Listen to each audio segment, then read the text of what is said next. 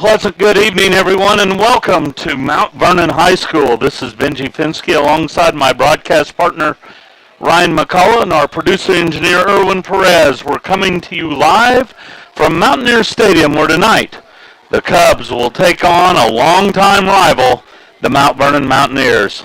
Monett, under the guidance of head coach Ethan Lewis, is 0-1 on the young season following last week's 33-28 loss to Reed Spring. The Cubs, down 33-7 at one point, rallied for 21 unanswered points in the fourth quarter, but fell short in the season opener. Mount Vernon, under the guidance of venerable head coach Tom Cox, they're 1-0 after defeating McDonald County 23-13 on the road last Friday. The Mountaineers found themselves in a defensive battle early against the Mustangs, but they pulled away late to secure the victory. 1 year ago, these two teams met down in Monett, with the Mountaineers winning a hard-fought game 14-6. If you remember, that was a game that started on a Thursday and ended on a Saturday evening due to inclement weather. Over the years, this matchup has always been very competitive. In fact, the last 12 matchups dating back to 2010, well, they've been split 6-6. Mount Vernon has won the last 4 matchups, but prior to that, Monett had a 5-game winning streak against the Mountaineers. Monett looks to begin a new winning streak here tonight. Let me welcome my broadcast partner, Mr. McCullough, into the show. Ryan, you have played in this game before. Thinking back, what was it like to compete against the Mountaineers? Well, you grew up and you faced a lot of these same guys your entire life. Sometimes you play on the same teams due to travel teams, so the teams usually know each other pretty well. You know them outside of the sports that you play, and it's usually you're playing against them multiple times in different sports. And also, if your family's from the area, you have, your dads, your uncles, they've also played in that game, and it means a lot to them too. So you have that riding on you as well to make your family proud. And it's a very high-energy game, and both teams want the bragging rights. There is a lot about bragging rights, and, once upon a time, the biggest games in southwest Missouri were the Monett Mount Vernon, Monett Aurora, Aurora Mount Vernon. Now, they're still very, very important, obviously. These are rivalries that go back, decades, century probably by now. They've been playing each other forever, generational games. Does that put extra pressure on a kid knowing that they're playing for dad, for grandpa, for your uncle? Absolutely, and then also, even if they're not, from the area, a lot of them work with people from Mount Vernon or Aurora or now at Cassville, and so you need the bragging rights when your dad, your mom's going to work as well. You want to make the family proud. It's always fun when these teams come together on the gridiron, on the court. Tonight, the tradition continues, the rivalry continues, and then they'll take a brief hiatus from this with the new scheduling in the Big 8, so they won't see each other for a couple of years. Yeah, it's a shame they don't get to play every year now, and that was a weird thing. My senior year was the first year that really went into effect where we didn't get to play Mount Vernon, and it felt weird not playing them. Or now, we don't get to play Aurora every year either. And so those two teams got sent off to the east side, Monett and Cassville on the west. And so you still get that game every year, but it's not the same not getting to play the Auroras and the Mount Vernons yearly. Well, tonight it's the Cubs and the Mountaineers live from Mount Vernon, and it should be a really good one. The Farm Bureau kickoff just minutes away. When we return, Ryan and I will take a look back at Week 1 in the Big 8, and we'll discuss Monett's keys to victory on the road tonight. Stay tuned for more of the MSSU pregame show after this timeout. You're following the Monett Cubs live on KKBL and the Talon Sports Network.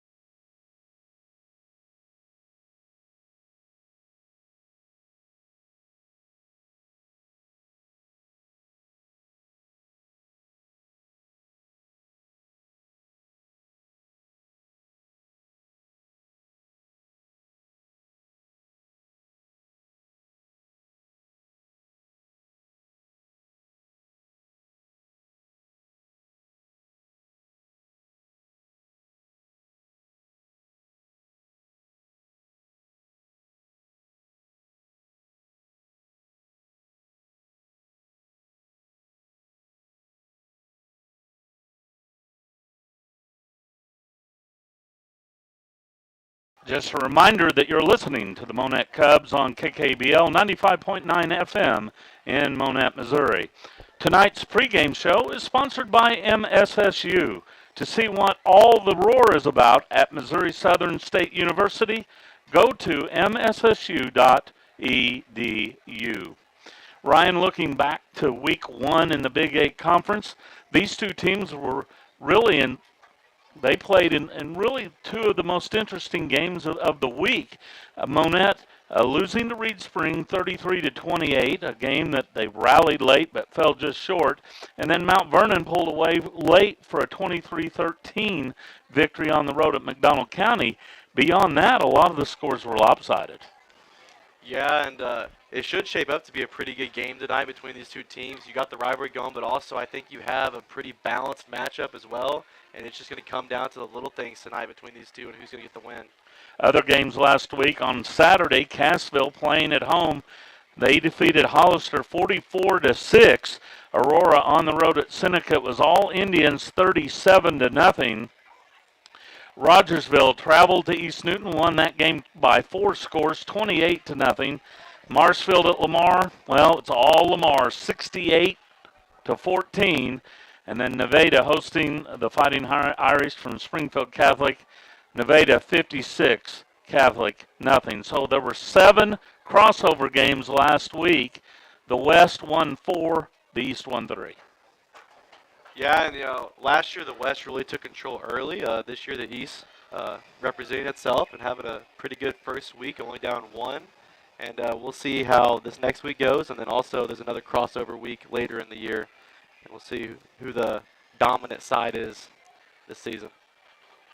The Cubs and the Mountaineers just minutes away from action here on a special Thursday edition of Big 8 football. Of course, this game being played on Thursday due to the shortage of officials. So if you're thinking about getting out and officiating football, they'll take you, I guarantee you. Ryan, it's odd to come to the stadium on a Thursday, but it's kind of neat knowing that you're one of the few games that are on the docket tonight. Yeah, it makes it interesting. Short week to prepare, so that's different. But next week they'll get a long week to prepare, and the Cubs will need that long week as they're going to have the Lamar Tigers week 3.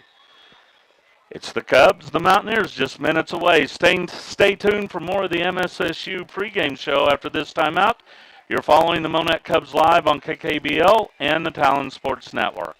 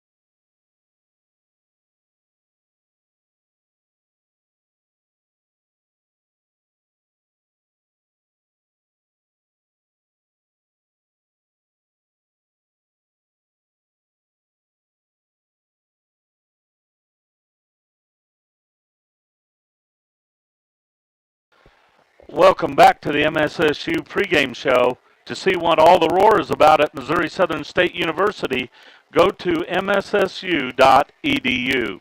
Tonight's contest on Google Play or the Apple app, sponsored by Shelter Insurance Agent Andy Brandt. Stop by the office or call for a free quote today. Stand behind Andy's Shield of Shelter. Office is located at 855 East Highway 60 in Monett. Tonight's Keys to Victory brought to you by Buchanan Funeral Home in Monett. In your family's greatest time of need, trust the guiding hands of those at Buchanan Funeral Home, located at 301 Euclid in Monett. So, Ryan, as we look at this game between two longtime rivals, what are some of the most important things that the Cubs need to do tonight to come away with a road win? Well, I think it's the things that, they kind of struggled with last week is going to be not having the turnovers. Last week we saw that early on their first drive. They had a very nice drive, but it was, stopped by a fumble. And then they had a couple self-inflicted wounds there. They got some costly penalties. They had a couple turnovers. Correcting those this game, forcing more turnovers. That's going to be the difference in turning that, loss like last week into a win this week. They need to get off to a fast start. Can't get down like they did a week ago and then, frantically come back. They need to, like you said, sustain things, finish some drives, avoid those penalties or turnovers. But I think that one of the biggest keys is how fast will the defensive backfield grow up. Yeah, absolutely. Especially against a Tom Cox coach team, they're going to test you if they feel like you're a weakness. They're going to take shots deep, and so the secondary is going to have to prove this week that they can handle those, have good coverage, and then make Tom Cox have to go somewhere else. The score of any contest generally forgotten over time. However, the actions of players, coaches, and fans leave lasting impressions. So be sure to choose good sportsmanship. This message brought to you by Access Family Care, with locations in Aurora, Mount Vernon, Cassville, Neosho, and Joplin. And a reminder that tonight's Keys to Victory brought to you by Buchanan Funeral Home. Since 1950, Buchanan has assisted families in their time of need. Going to slip away, hear from some of our outstanding sponsors. We'll be back with more of the MSSU pregame show. After this timeout, you're following the Cubs on KKBL and the Talon Sports Network.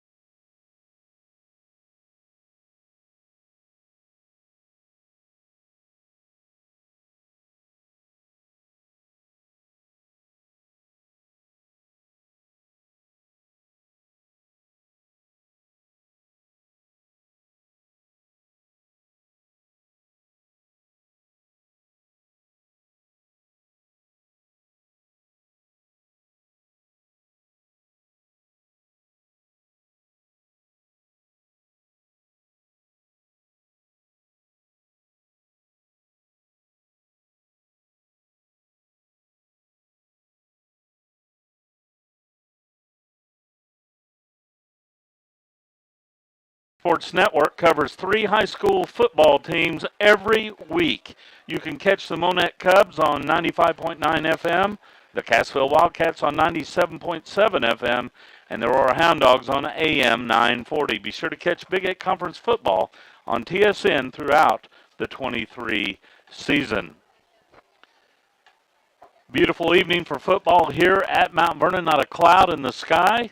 Temperatures have dropped significantly from a week ago. It should be just a great night for football. The Mount Vernon High School Marching Band on the field, and they will be playing tonight's national anthem momentarily. And a reminder that the national anthem is brought to you by VFW Post 4207 in Monett.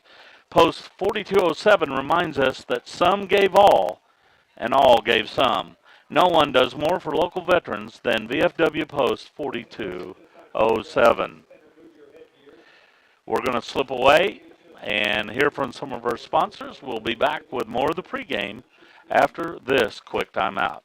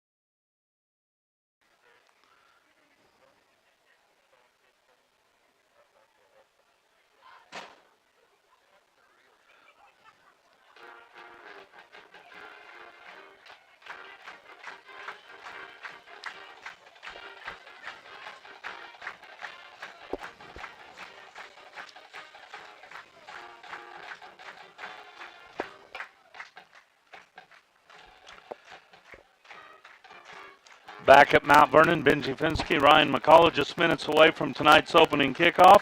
A reminder that tonight's national anthem was brought to you by VFW Post 4207 in Monett.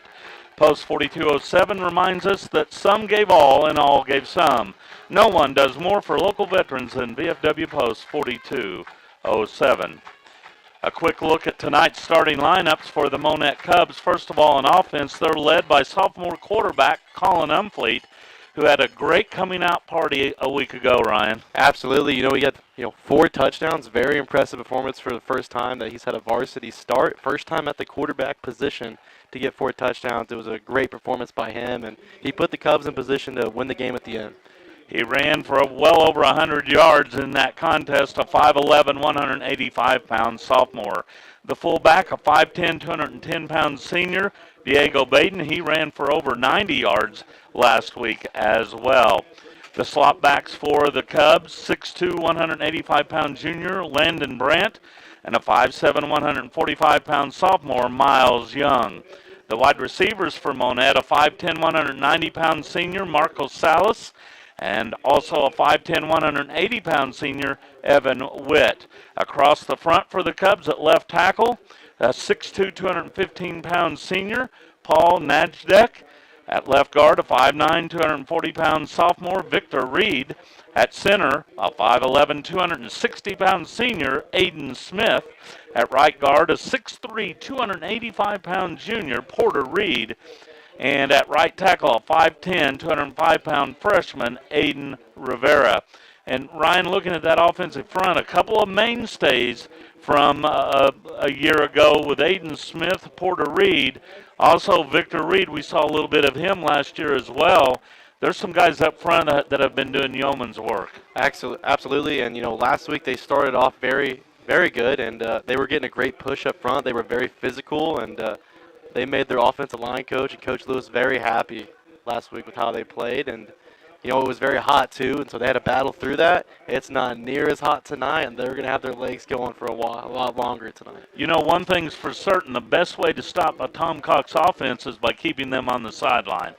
Absolutely, that'll be another thing for Monett, controlling the time of possession. And last year they weren't able to get those drives in the end zone. They would get a good possession, they weren't able to punch it in. This year, turning in those turnover on downs into scores going to be the difference between a win and a loss. On defense for the Monett Cubs, on the defensive line, a 5'10", 240-pound senior, Angel Siniceros, a 6'3", 285-pound junior, Porter Reed, a 5'11", 205-pound sophomore, Tucker Anderson, and a 5'10", 235-pound junior, Aiden McCall. The linebackers for the Cubs, 5'7", 155-pound senior, Keegan Carr, a 5'8", 170-pound junior, Parker Messer, a 5'10", 180-pound senior, Evan Witt, and a 5'9", 165-pound senior, Eric, with a K, Chavez. Defensive backs for the Cubs, 6'2", 185-pound junior, Landon Brandt, a 5'8", 145-pound junior, Aaron Soriano, and a 5'8", 155-pound junior, Riley Ray. And a name that you called a lot last week was Parker Messer. He had a big game in week one. He did, and he started off hot, and he kept going throughout the game. He was able to get in the back foot a lot, use his speed to get back there, had some tackles for a loss, and had some tackles, for short yardage. Had a big game last week. We'll see how he can improve on that this week. Just a reminder that you are listening to the Monett Cubs on KKBL 95.9 FM in Monett, Missouri. We'll slip away here from some of our great sponsors here tonight. We'll be back with more of the MSSU pregame show after this quick timeout.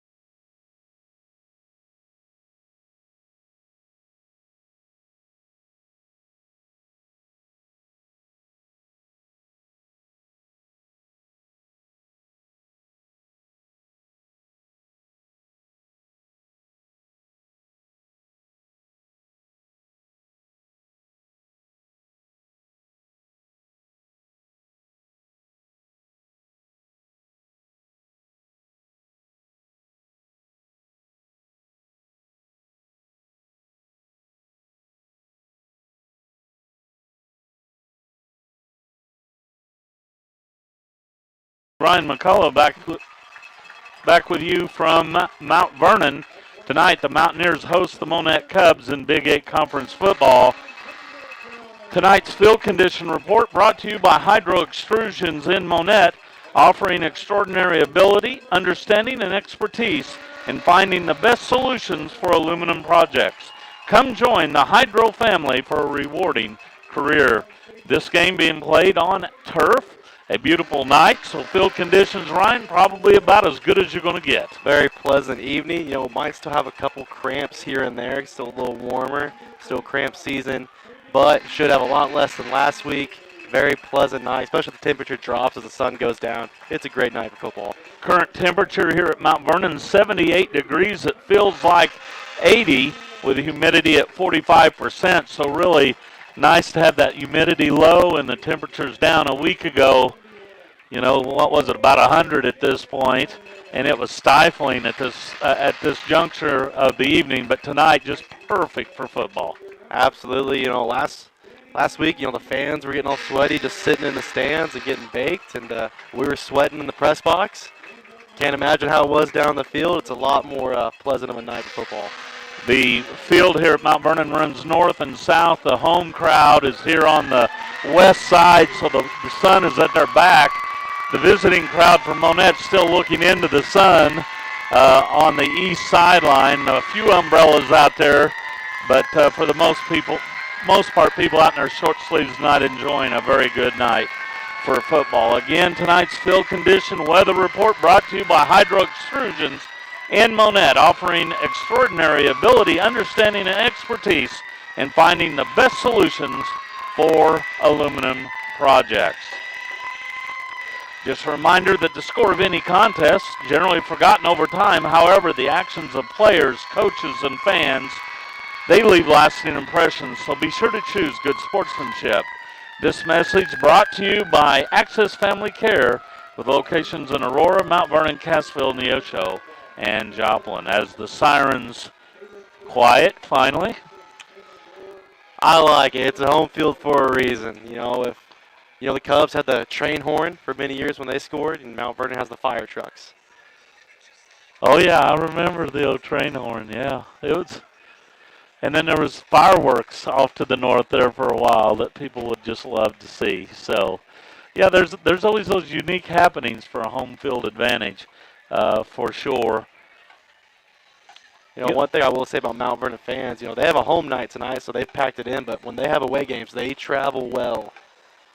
Yeah, they're very supportive in all sports, and especially football. And again, this is a rivalry that brings fans out, and it's a contest that's usually, nip and tuck, and close and very suspenseful. A year ago, this game scheduled on a Thursday night. Started on a Thursday night. I think we played one quarter, if I remember right. We got about a quarter, maybe started the second, and then it was lightning delay, and we got out of there around, 11? It was a late night. It was later than, it'd be like the game ended, and we came back in on Saturday and got another almost full game in. And had to come back on a Saturday because there weren't officiating crews available on a Friday, so the game actually took a day hiatus before they came back and played. And to be real honest, after that break, Monett came back and dominated Mount Vernon and just came up short. They did, and if you remember later in that game, Fernando Hinojosa had an interception that got away from him. He fumbled it. Lineman's dream. Maybe that could have been the difference. There was multiple times in that game where bounce of a ball goes a different way. Maybe the Cubs come out on top, and tonight they're going to try and get that one back. And it's tough playing on the road against an experienced team. A lot of these kids from Mount Vernon, they're seeing their third year of varsity action, and they're just juniors, some of them, and they're led by a very talented quarterback, Gavin Johnston, just a junior, but a very good athlete. And then they have a bevy of receivers. Zerby's one of their better ones. Leaper's another one. Pendleton's a good one. Running backs Dotson and Downing. So they have some skill position players that are very good. Yeah, I remember calling Zerby's name last year, and they'll have some of these guys back for another year. And they've had a lot of varsity experience. Some of them played as freshmen. A lot of them played as sophomores. Here they are as juniors. and they put together a decent team this year, and we'll see what they can do as well. You know, they took their licks as freshmen. I think they had one victory that year, and it came at district, if I remember right. They went 0-9. They won their first district contest, and then their season ended after that. Then a year ago, they went 8-4 and made it to the district championship game, got beat by Seneca, if I remember right. And so as sophomores and juniors, they came into their own last year. Now as juniors and seniors, they're looking to make a run at the Big 8 East Championship. Yeah, absolutely. And last year they were down in Class 2. This year they come back up to Class 3, and we'll see how they do come district time. But yes, that is their main goal in this regular season, is to get back on top of the Big 8 East. Both teams on the field, Mount Vernon in their home green jerseys and white pants. The green jerseys adorned with white numerals. Monett in our favorite uniforms, the white tops And with yellow. gold or yellow numbers, which make it very hard to see. They do have the yellow pants, and they still have the wonderful new helmets that you like so much. Oh, by the way, we just heard from Sonic Drive-In, and you come to a decision about this year's Sonic Drive Drink of the Year. Yeah, it's going to be a grape slushy with nerds. Got to add the nerds. Oh, we've got nerds, all right. It makes all the difference. Okay, so there you have it. So Ryan's choice this year, the grape slushy with nerds mixed in.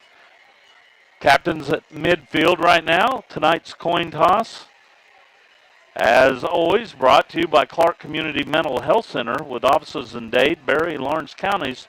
The Clark Center improves lives and communities through compassion and care. Go to clarkmentalhealth.com for more information.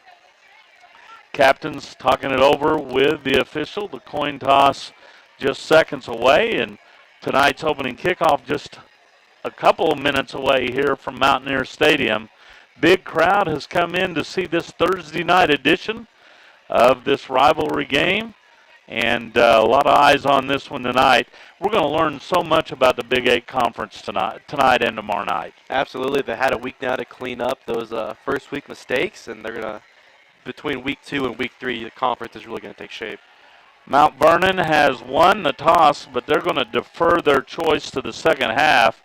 So the Cubs, I presume, will receive the ball to start this one. Have you ever seen a team elect to go on defense both halves? I don't think I have in high school football. I don't think I have. Monett will receive and defend the north goal, so the Cubs will be going left to right as we look on from our vantage point. Mount Vernon will be going right to left. Again, Mount Vernon in their home green jerseys, Monett in their traveling whites. We're just minutes away from tonight's kickoff, which is brought to you by Farm Bureau agent Lance Metlock. He's for Missouri, and he's for the Monett Cubs. Call 236-0422 to schedule an appointment with Lance. And that wraps up tonight's MSSU pregame show. Big thanks to MSSU for sponsoring the pregame. To see what all the roars about it, Missouri Southern, go to mssu.edu, and they start their season tonight, as does Pitt State. I guess all of the MIAA does. I believe the MIAA always kicks off on a Thursday the first week, or at least a lot of them do. And yeah, it is Go Gorillas tonight. We'll see. Who do they have tonight? Washburn. Washburn. And Washburn is ranked where? I don't think Washburn is ranked, but Pitt State enters the year number 4. Number 4 on the season, so we'll see. And that is a home game for Pitt State. Correct. Cubs onto the field, and we're just minutes away from tonight's opening kickoff. Glad to have you along here from Mount Vernon. Benji Finsky and Ryan McCullough bringing you the play-by-play here of Big 8 Conference football from Mountaineer Stadium. Ball being teed up at the 40-yard line. Landon Popa to kick it away, if I got the number right here. We await ready for action whistle. There it is. And the kick is in the air, a low line drive kick that bounds towards the sideline and goes out of bounds around the 20. So the Cubs will take over 1st and 10, I believe, at the 35-yard line. We'll see what the Cubs can come out and do first possession here. As you remember last week, they had a very good drive and lost it to a fumble. And so this week, let's see if they can sustain another great drive, but finish it off this week. Yeah, they kind of surprised Reed Spring with some of the formations and some of the play calls, but more than anything else, they were very physical. And I know you as a lineman, as a former lineman, you love to see that. Oh, it was very exciting to see. The line was getting a great push and putting people on their backs. Here come the Cubs on the initial play from scrimmage. Out of the shotgun. Umfleet stands at the 30. Takes the snap, and he'll give to his fullback, who stood up in the backfield, and Baden is knocked down after a loss of 1. 71, Cade Jenkins there to get the tackle for a loss. Cubs trying to run behind Reed and Smith that time. 2nd down and 11. Ball at the 34-yard line. Cubs went back to that shotgun formation there. We did not see that, I believe, last year. They put it in this year. Mount Vernon with 3 down linemen and 2 stand-up ends. Here's the quarterback Umfleet running it himself, breaks 1 tackle and spins forward and spins again out to about the 38 for a gain of 4. 42, Hunter Conway there to finally bring him down. Cubs face 3rd down and a long 6.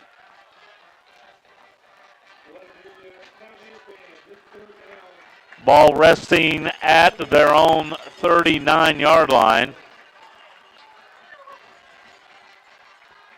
Late play call in from the sideline. Cubs need to get to the line of scrimmage here and get this play underway to avoid a penalty. On 3rd down, Umfleet stands out of the shotgun. He'll take the snap and give on a jet sweep running to the left. The Cubs unable to pick up yardage here, actually a loss of a couple as Landon Brand is knocked down in the backfield. Yeah, he was finally brought down by number 33, Braden Dotson there for the tackle. That'll be a 3 and out for the Cubs as the punt team will come on. Dropping deep for the Mountaineers will be Ryder Damp. Damp's back near his 20-yard line. Punting for the Cubs is Brandt. Is Landon Brandt. He stands at his own 24-yard line. Line of scrimmage is the 37. The kick away, end-over-end kick that hits and takes a Cubs bounce inside the 30, scooped up the 25, returned to the 30, 35, 40, 45, 50, into Cubs territory down to the 40-yard line. He was finally brought down by number 27 for the Cubs. Keegan Carr. A 38-yard punt, but a fine return, and the Mountaineers have it in great field position at the Cub 39-yard line. The quarterback, Gavin Johnston, he wears number 4 on his uniform back. Running backs Dotson and Downing, we'll see a lot of them tonight. Out of the shotgun, Johnston resets the offensive unit. Now will work under center. Takes the snap and rolls back to pass, throws, has a man open, but throws behind his intended receiver. It falls incomplete. That was intended for Braxton Horton.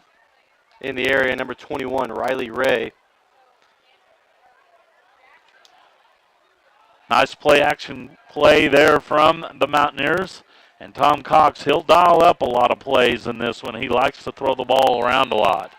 2nd down and 10. Here's a stretch play to the right side. Good hard run there by Dotson, who's able to get it down inside the Cub 35. Tripped up by number 14, Eric Chavez. Gain of 5 on the play by Dotson and bring up 3rd down and 5. Assuming here the Mountaineers in 4-down territory as they have it inside the Cub 35. Tom Cox is an aggressive coach. I would expect him to go for it, especially down here. Johnston out of the shotgun. He'll give on a dive play this time, and the Cubs defense just swallow up Dotson this time for little or no gain. In fact, it'll be a loss of a yard. Cubs D-line able to stop that one, led by Porter Reed up front. That'll bring up 4th down. This would be a huge stop for the Cubs defense after giving up great field position to Mount Vernon. It would be, Ryan. You know, they have an opportunity here, 4th and 6. Johnston will work out of the shotgun. He'll roll left, looking left, throws downfield, has a man, and it's caught inside the 10. Jake Leeper with the catch from the 36 down to the 8 for a gain of 28 yards. He was able to beat the defender, make a nice catch for the Mountaineers. Big play for Mount Vernon early in this game. Ball was well thrown, hit the receiver in stride. He was open inside the 15. Here's Johnston throwing over the middle, touchdown. Mountaineers, ball caught by Braxton Horton. 8-yard touchdown. And the Mountaineers strike first. They lead 6-zip. Tom Cox and the Mountaineers coming out throwing early in the game. PAT upcoming.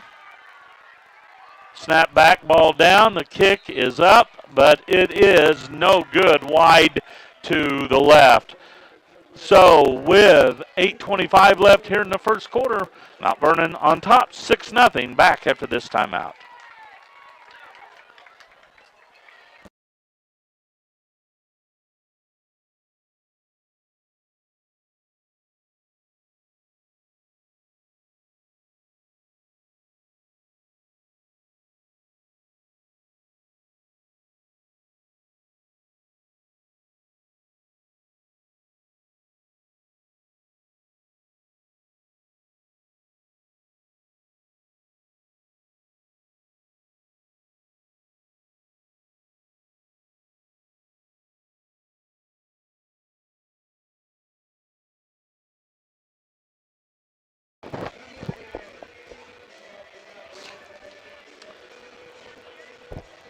Back at Mountaineer Stadium, the home Mountaineers on top 6-0.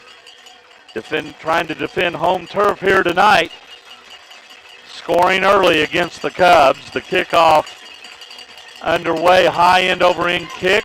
Fielded at the 7-yard line. Returned to the 10, the 15, and out across the 20. The ball comes out at the end of the run. And will they signal a turnover here? Or was he down by contact? No, it's a turnover. A fumble on the return, and the Mountaineers will take over. Number 23, Dominic Schnelton with the recovery for the Mountaineers. Very costly turnover early in this game for the Cubs. Yeah, down by 6. Now the Mountaineers get it right back at the 20-yard line, and I wouldn't be surprised if they look to throw it here on 1st and 10.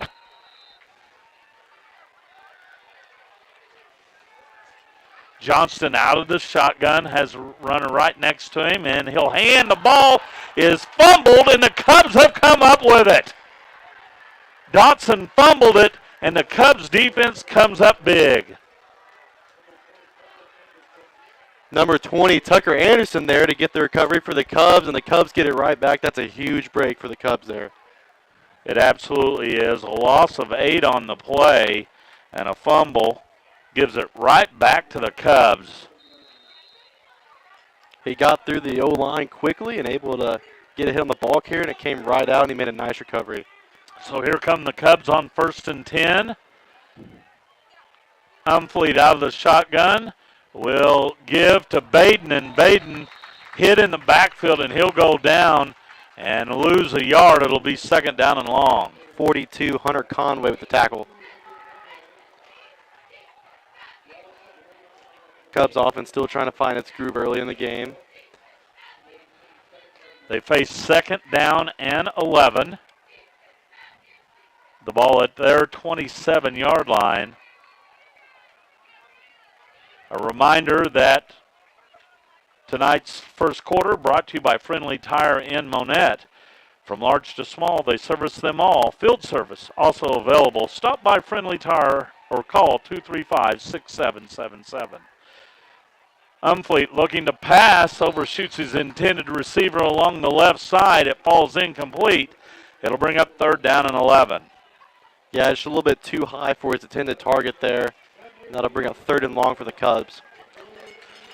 Ryan, I'd like to mention that the Talon Sports Network sponsors a number of great giveaways throughout the season. Later this evening, we will present one lucky listener with one of those outstanding prizes.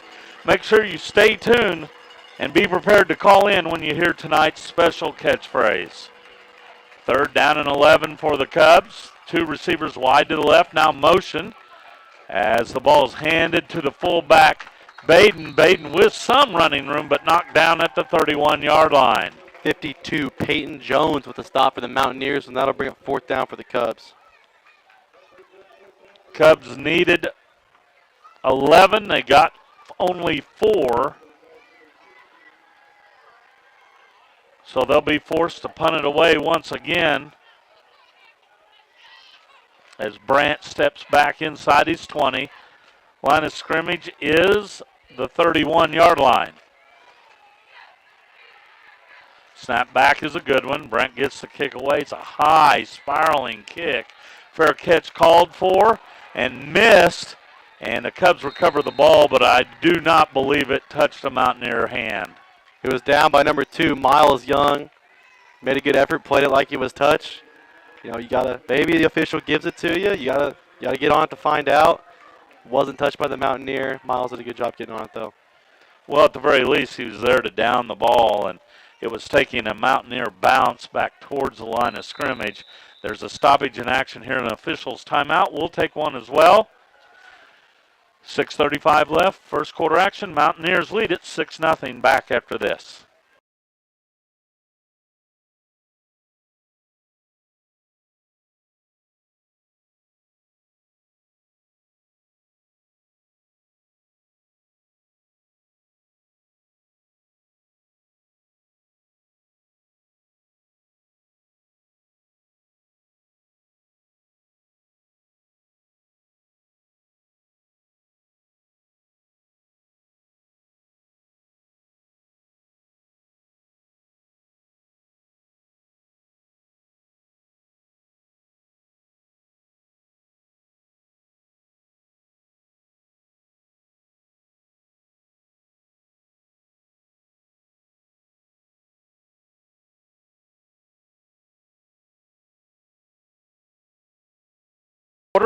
Being brought to you by Friendly Tire.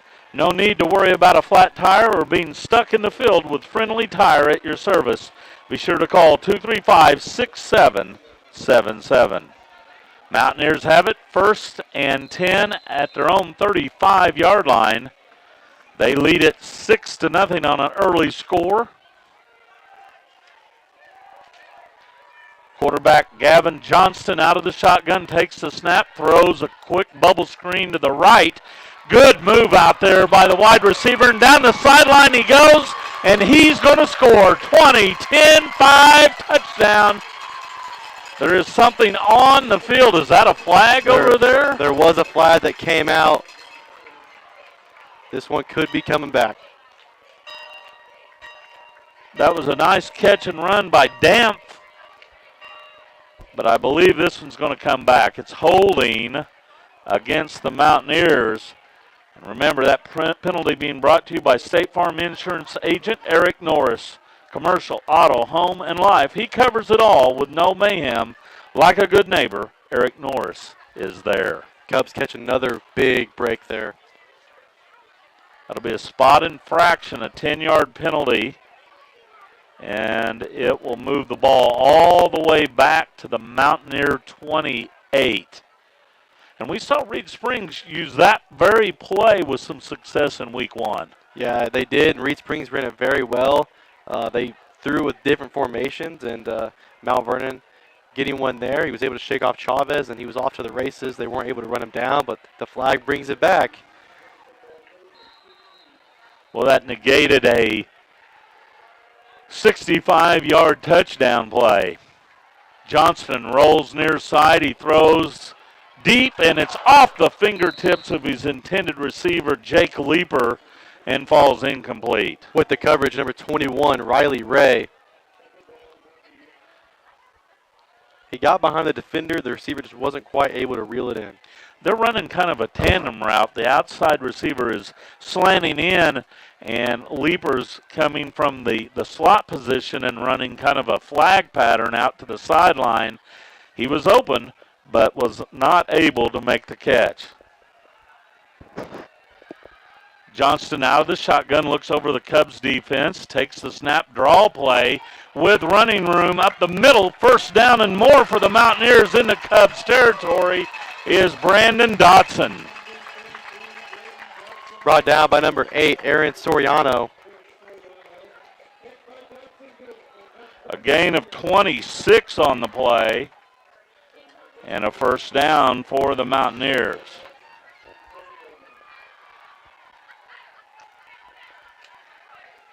They'll have it 1st and 10 at the Cub 46-yard line.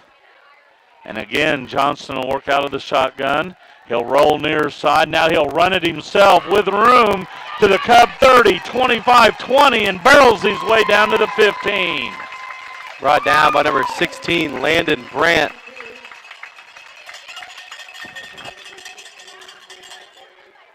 A gain of, we'll see where they put it down, a gain of 32 on the play. And a first down at the Cub 14-yard line. Johnston rumbles for 32 on the play. Out of the shotgun, he takes the snap and rolls right, throws right. Pass completed out there inside the 10 to the 5, still on his feet and into the end zone. Touchdown for the Mountaineers. And that's Braxton Horton once again. He scores from 14 yards out. He was able to shake off a couple of Cub defenders and find his way into the end zone. He did a nice job staying on his feet there during contact and fighting off tacklers. Mountaineers now lead at 12-0, and they'll keep the offensive unit on the field. Johnston takes the snap, swing pass to Dotson on the right side, and Dotson walks in with the 2-point conversion. 5:25 left here in the first. Mountaineers lead at 14-0. We'll be back with more action after this timeout.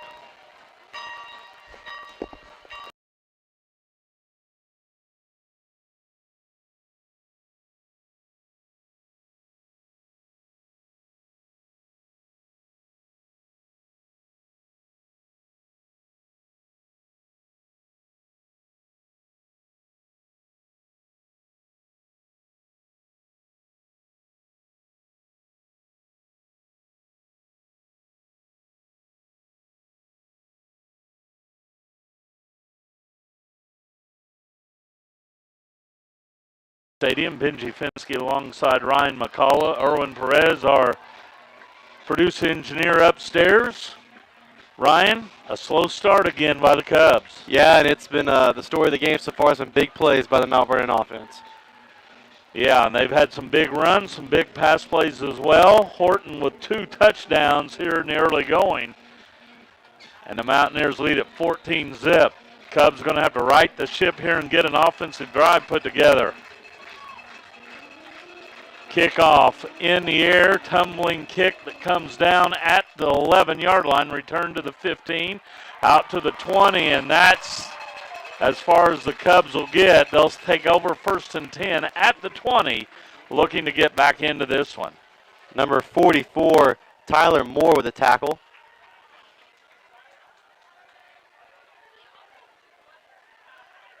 Cubs yet to get a first down. They trail it 14-0 here early on.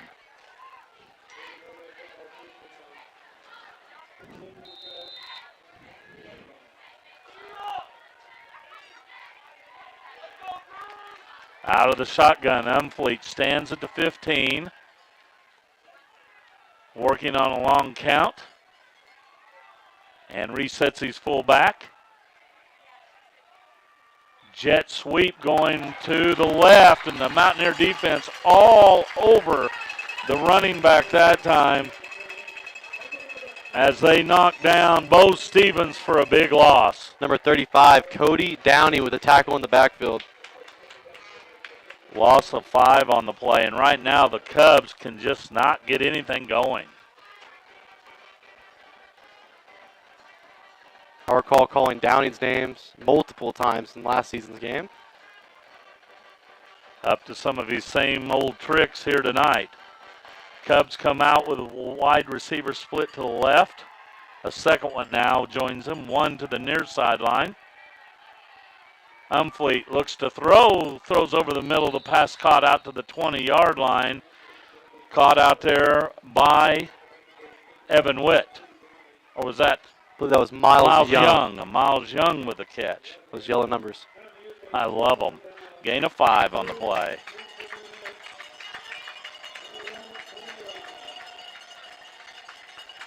Young with a good catch.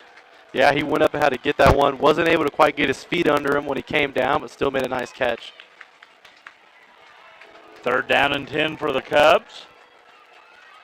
3 receivers to the near side. Umfleet back to pass, throws over the middle. It's deflected and falls incomplete, so that'll bring up 4th down. Cubs not really able to get anything going on that drive either, as the punt team will come out, and the defense will have to get a stop on this drive. Monett is a type of team that needs to stay ahead of the chains, and when they lost 5 on 1st down, it really put them behind the 8 ball in this drive. Yeah, the triple option offense isn't really built for 3rd and long. It's built for 3rd and short. It's built to get ahead of the sticks and get short yardage gains. Brand on to kick it away. High kick off the side of his foot, angling to the near sideline. It takes a Cubs bounce and now is touchdown at the Cub 42. So a 22-yard punt with no return. Down by number 14, Eric Chavez, as the Cubs defense will come back on the field.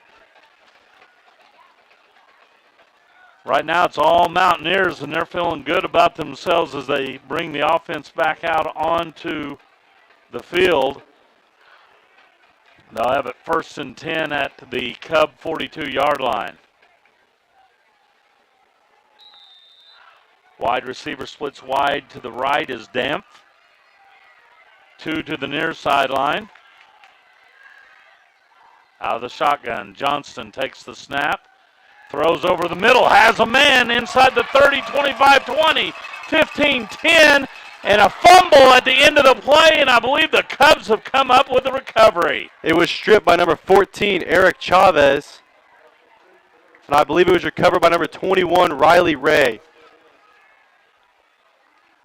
That was a great heads-up play by Chavez to get the strip there. That was going to be 6 for the Mountaineers. Yeah, it was a gain of 41 yards and then a fumble into the end zone, so the Cubs will have it at the 20.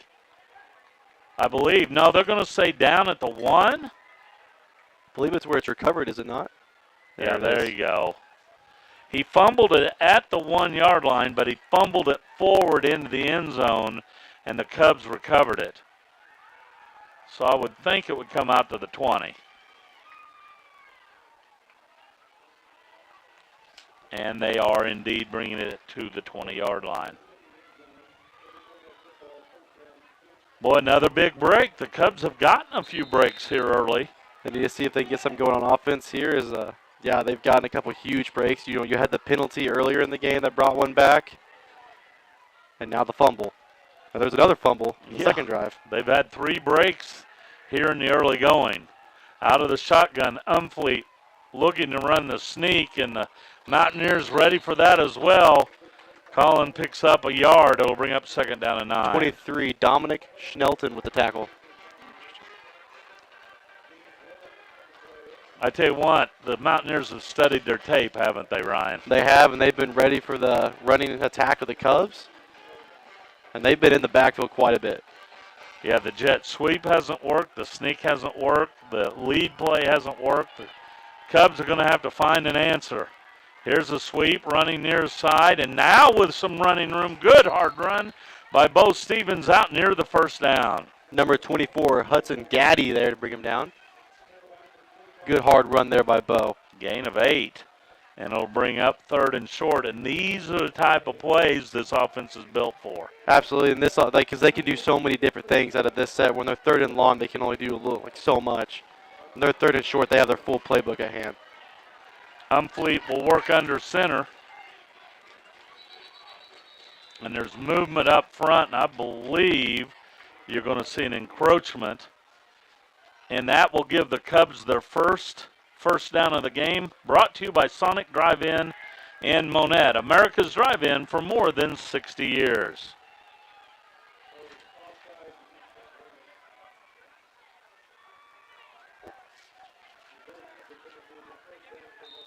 I guess I'm going to have to say Sonic Drive-In, home of the grape slushy with nerds. Yes, it's the Americans drive-in, and it's also my drive-in. Ryan McCullough's drive-in for the last few years.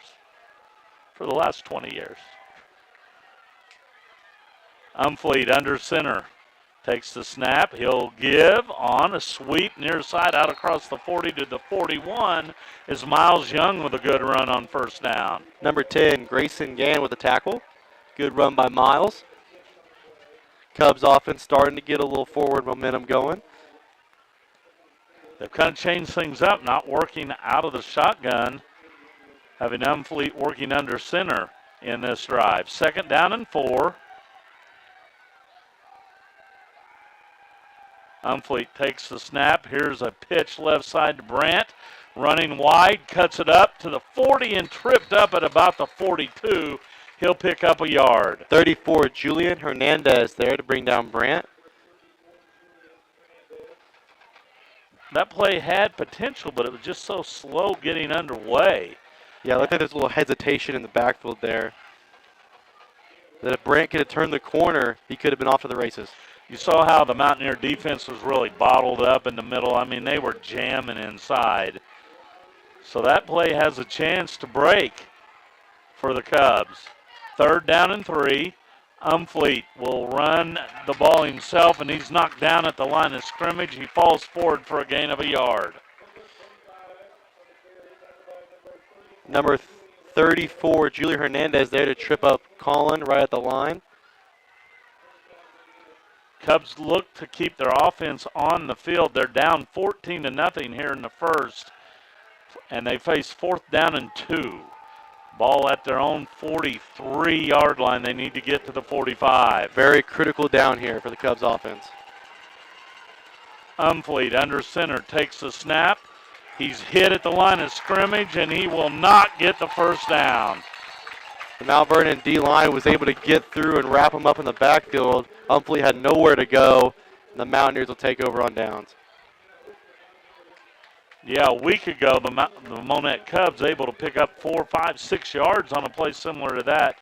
Tonight, they're having really tough time against this defensive front from Mount Vernon. Well, in that play specifically, the Mountaineers have done a great job all night setting the edge and not allowing the Cubs to get outside on them. So the Mountaineers will take over 1st and 10 here in the first quarter with just 8 seconds left in the period. Reminders that first quarter is brought to you by Friendly Tire in Monett. 1st and 10 Mountaineers from the Cub 44-yard line. Johnston out of the shotgun, throws near side. Pass caught out there, and a nice run inside the 40 to the 38 by Leighton Pendleton. Brought down by number 3, Evan Witt. And that will bring us to the end of the first quarter with our score. Mount Vernon 14, Monett nothing. We'll be back with more action after this timeout.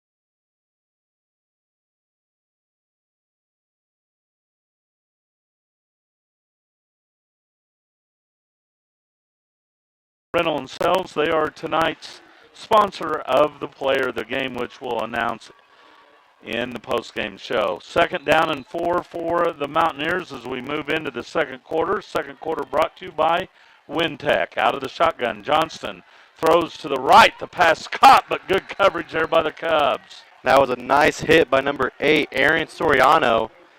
He was there as soon as the ball got there, made a nice tackle. Yeah, gain of 3 on the play.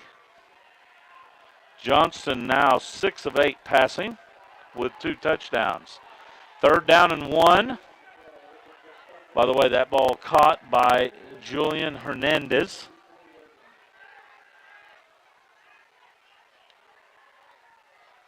Mountaineers with it at the Cub 34-yard line. Split backs beside the quarterback, Johnston. Takes the snap. He'll give to Dotson running left side, and Dotson will have the first down to the Cub 31-yard line. Brought down by number 26, Keegan Carr. Mountaineers now with 4 first downs. Monett with just the 1. Johnston, just a junior, has another year that he'll be back at Mount Vernon. He's done a really good job mixing it up here tonight. 1st and 10 from the Cub 32.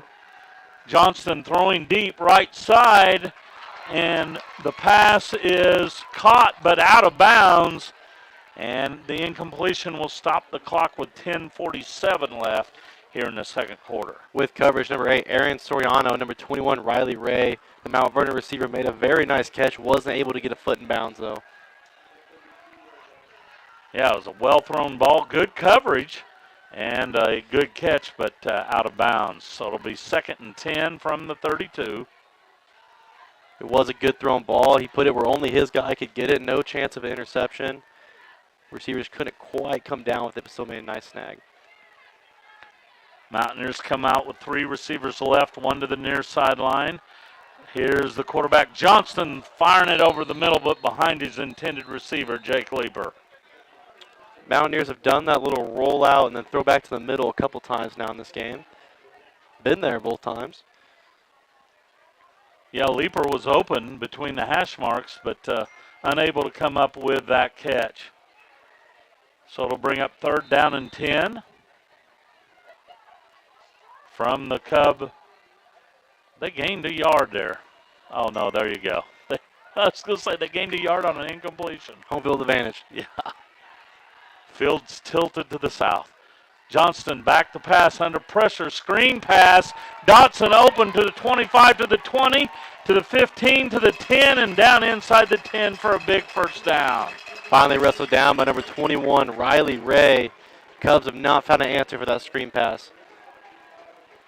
There's a penalty flag. I think it's going to be a face mask on the Cubs. It's from the 32 all the way down to the 8, so a gain of 24. And it is a penalty on Monett.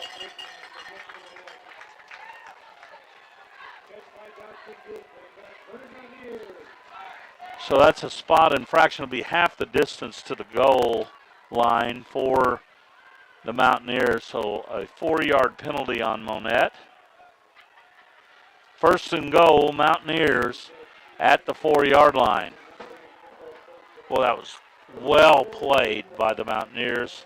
They got the Cubs to defensive lines and linebackers sucked up field, and the quarterback dumped it right over the top of them. And there was no defense there until the secondary. And Dotson did the rest down the right side. 1st and goal from the forward. Dotson the lone back. Johnston will work under center.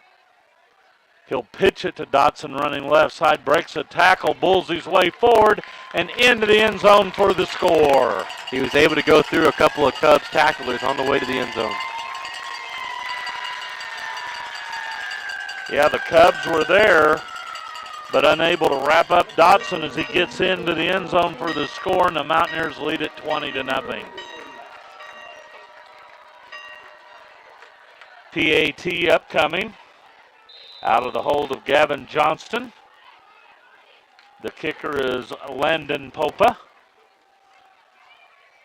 Snap back, ball down. The kick up, it's high enough, it's long enough, and it is good. 10-12 left in the second quarter. Mountaineers 21, Monett nothing. We'll be back with more second quarter action after this timeout.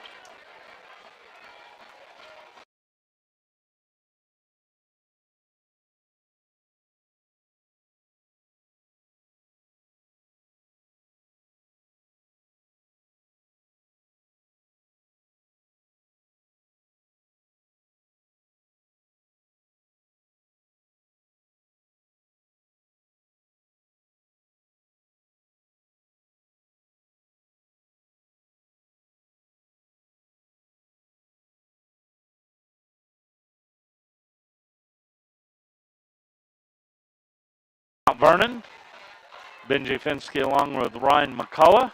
It's all Mountaineers thus far, 21-0. And Mount Vernon's fight song, did you hear it? Did you even pay attention? It was on Wisconsin. Seems to be a theme around this area. Yeah. On Wisconsin. Mountaineers lead it by 3 scores. They've had their way here in the first half. Monett still looking to get on track here on the road.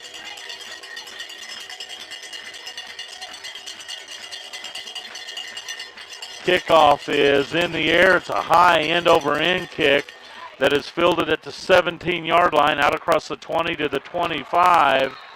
Big hit there as Aaron Soriano knocked down outside the 25-yard line. That big hit was made by number 42, Hunter Conway, for the Mountaineers.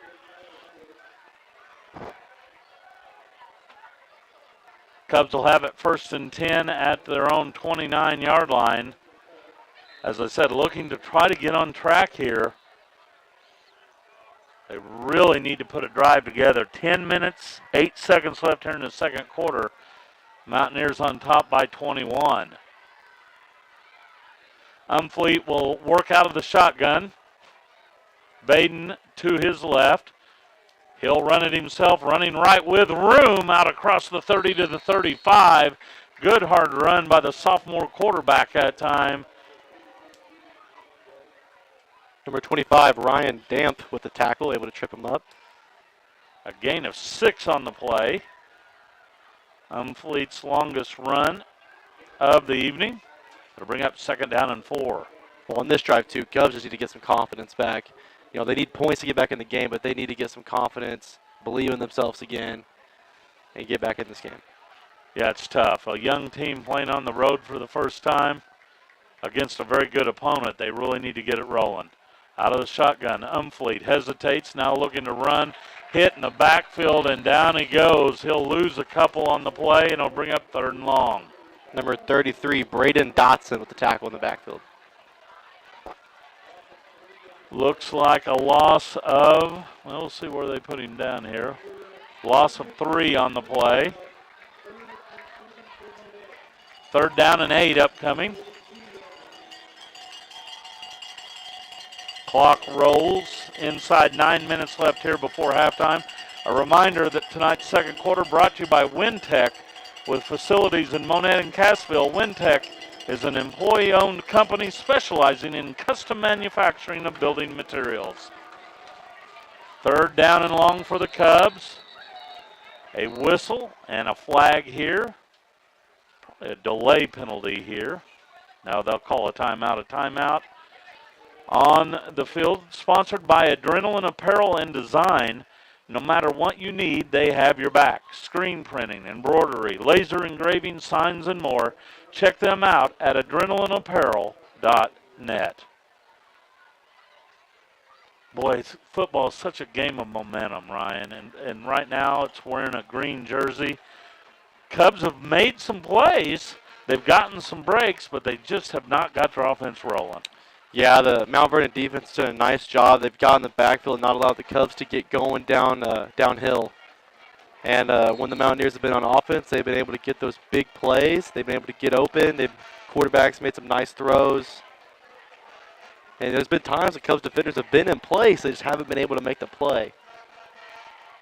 You're right, and really some well-thrown balls by the junior quarterback from Mount Vernon, and a good mixture between run and pass from them as well. Cubs face 3rd down and 8 from just outside their 31-yard line. Colin Umfleet takes the snap, throws right side, and misses his intended receiver out there. It'll bring up 4th down. Just threw it a little too far out in front of him with the coverage was number 22, Jake Leeper. Pass was intended for Ian Waterman along the right side. And the Cubs will be forced to punt it once again as Brandt comes in. And he'll stand near his 20-yard line. Back deep for the Mountaineers is Ryder Dempf. He stands near his 35. Now back pedals to the 30. Brent gets a good snap. The kick away is a short kick, a high kick that hits down and takes a sideways bounce, and now a Mount Vernon bounce to the 44-yard line. Down by number 45, Diego Baden.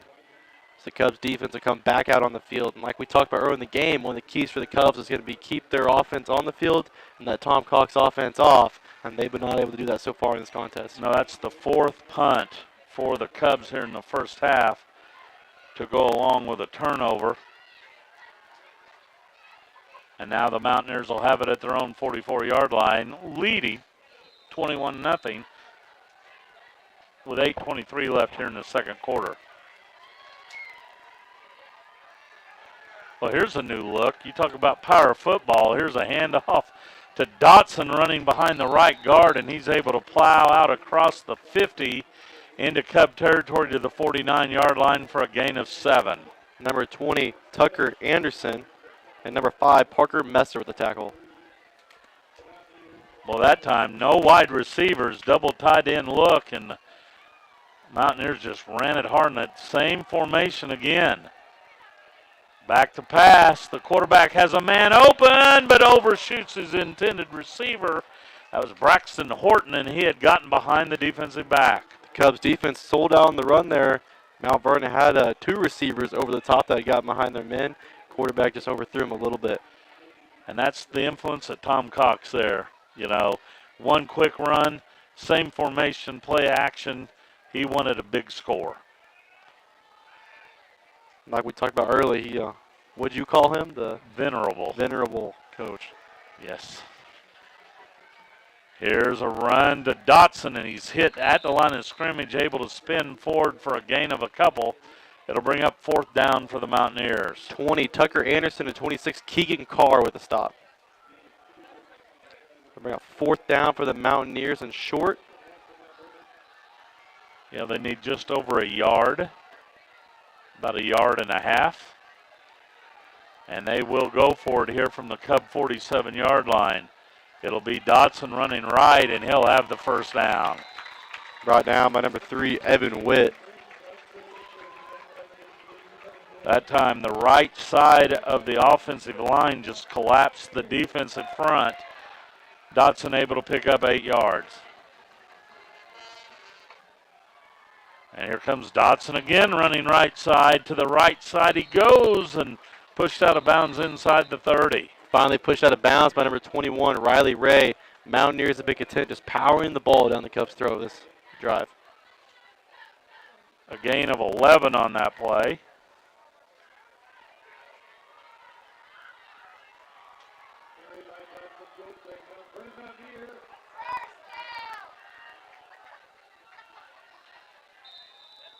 Now Johnston will work out of the shotgun. He'll roll to the left. He throws over the middle, has a man open inside the 20, 15, 10, down to the 5, and just short of the goal line. I believe he's brought down by number 16, Landon Brandt. There was that rollout and throwback to the middle play by Mount Vernon. From the 28-yard line down to the 3 for a gain of 25 for Jake Leeper. First and goal, Mountaineers. From the 3, here's Dotson right side into the end zone for the score.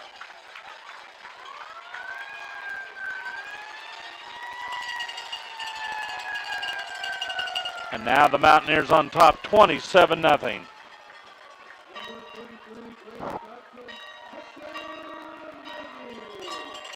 6:45 left here in the second quarter. PAT upcoming, the kicker. Popa, Johnston the holder.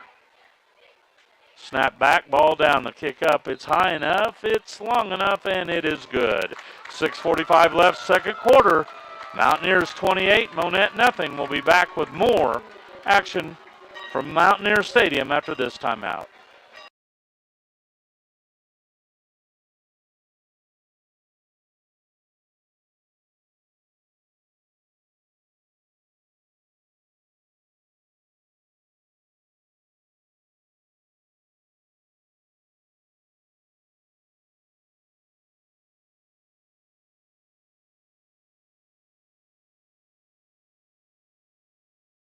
Second quarter brought to you by Wintech. If becoming a part of an employee-owned family enterprise is for you, stop by Wintech's Monett office at 201 Industrial Drive or visit wintech.com for further information. Tough night so far for the Cubs. It has, and it's been a lot of times the Cubs defense has been arm tackling. The Mountaineers have been running through it, and they've been getting off those tacklers. And when you have a hard runner like Dotson, he's going to go through you. Yes, he's a big kid and runs hard. And right now the Cubs just looking for answers. They're down by 4 scores. Ball teed up at the 40. The kickoff in the air. End over end kick that is fielded by Soriano at the 15. He angles to the middle and he is plowed over. A flag comes out, and I think there might have been a penalty on the Cubs as well. 15, Braxton Horton with the tackle.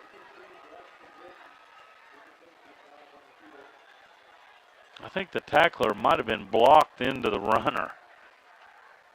We'll see what the call is. Yeah.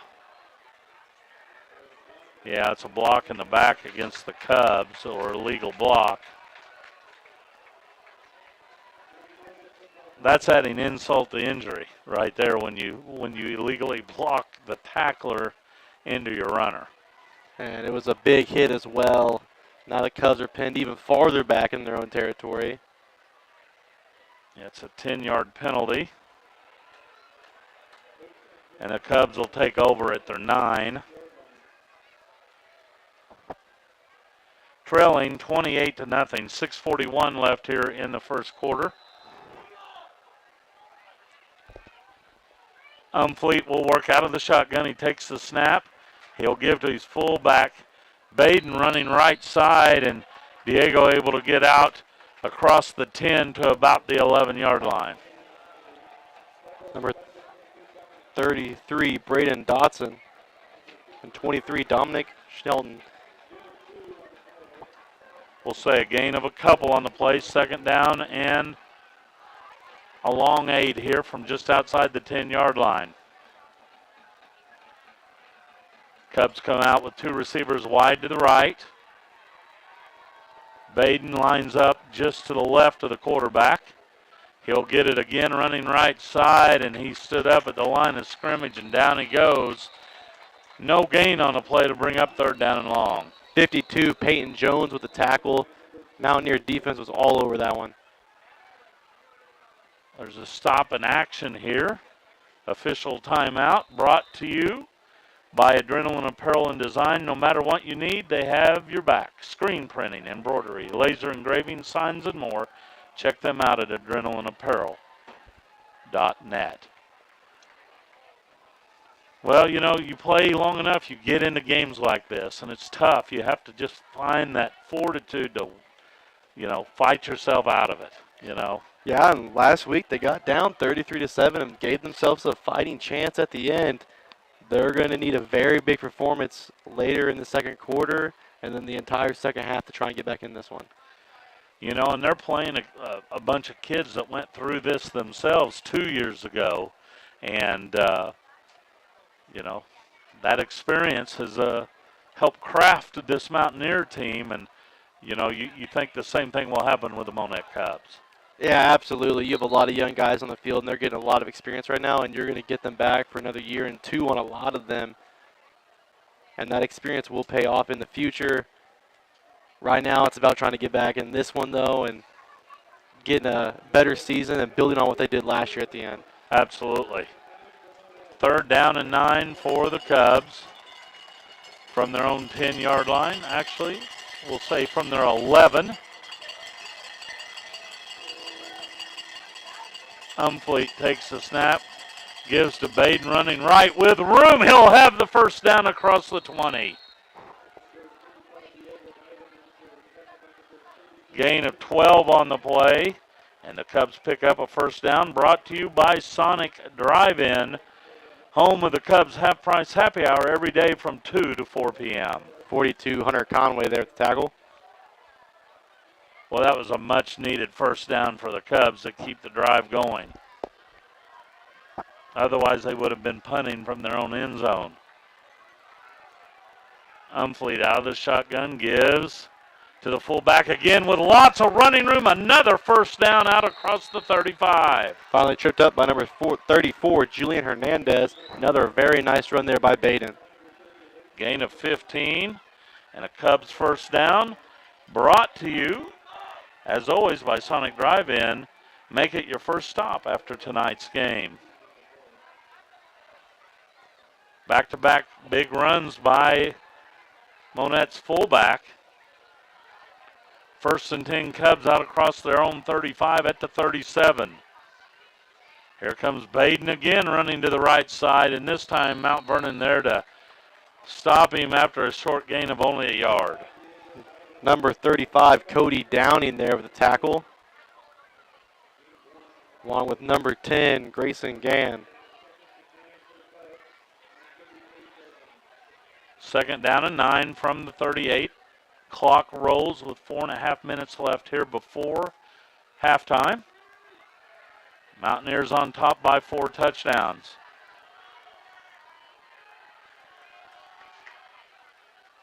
Umfleet will give it to Baden again, this time on a dive play, and he goes straight up the middle for a gain of a couple.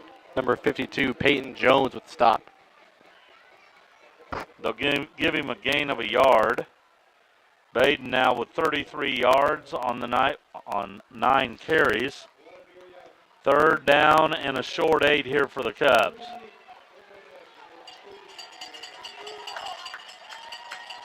Cubs need to keep this drive alive and keep moving that ball down the field. Umfleet will work out of the shotgun. Takes the snap. Back to pass, fires deep down the middle, and it is intercepted by the Mountaineers.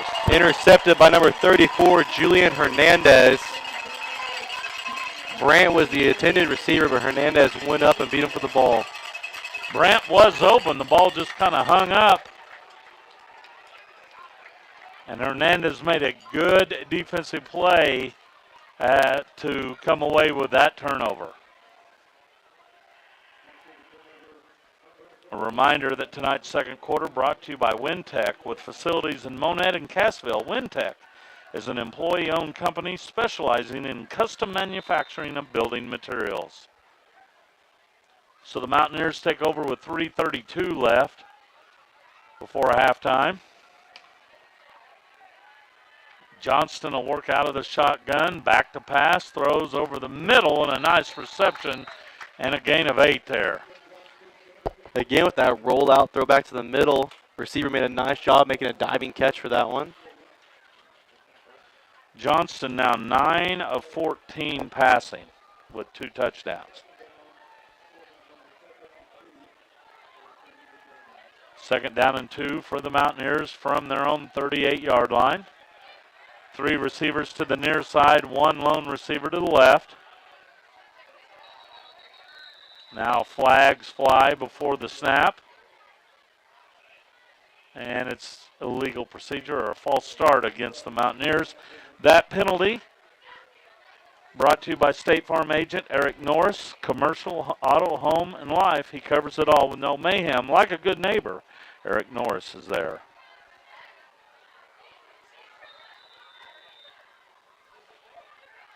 Second down and 8. Actually, we'll call it 2nd and 7 from the 33-yard line. Johnson brings motion in front of him from left to right to left.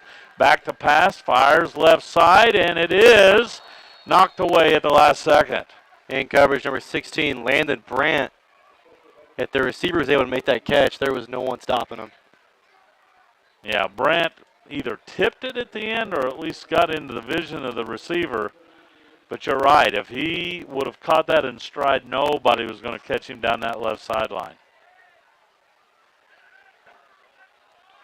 That'll bring up 3rd down and 7. Cubs with a chance here to get off the field with their defense. Here's a handoff to a fullback, Dotson, and Dotson rumbles his way and will pick up the first down. Brought down by number 57, Angel Sincerios. He needed 7. He picks up 9. And Mount Vernon picks up their 10th first down of the game. 2:32 remaining here in the half. Mountaineers have it at their own 42-yard line. 1st and 10 for the green-clad offense here from Mount Vernon. Johnston rolls to the right, fires deep down the middle, and it is incomplete. Intended out there for Pendleton, and it'll bring up 2nd down and 10. Yeah, in coverage again, number 16, Landon Brandt. Tell you what, Mount Vernon does a lot of interesting things out of various formations, and they like to throw the ball back, on the back side of their offensive plays. Yeah, they get the defense moving all one direction. They try to counter it and go back to that weak side. And they're looking for that one-on-one coverage as well. 2nd down and 10 from the 42. Johnston rolls near side, throws, has his man caught into Cub territory inside the 45, down near the 40. Finally brought out of bounds, number 14, Eric Chavez. That was Dampf with the catch. And it's a gain of 7 plus 9 is 16 yards. I believe that's Chavez that's down over here on the opposing sideline.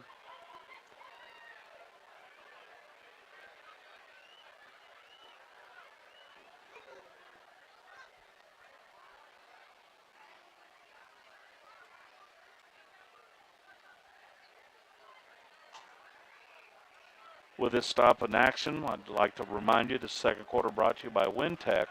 If becoming a part of an employee-owned family enterprise is for you, stop by Wintech's Monett office at 201 Industrial Drive or visit wintech.com for further information. This game also brought to you by Post Electric. Sales, service, or repair, call them at 846-7100. You'll find their prices are not shocking. Chavez hops up and is walking to the Cubs sideline. That's good to see.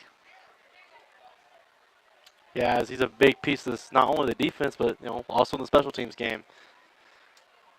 Yeah, one of the better kickers in the Big 8.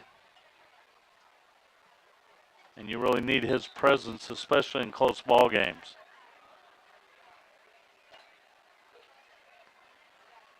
Second down and 10.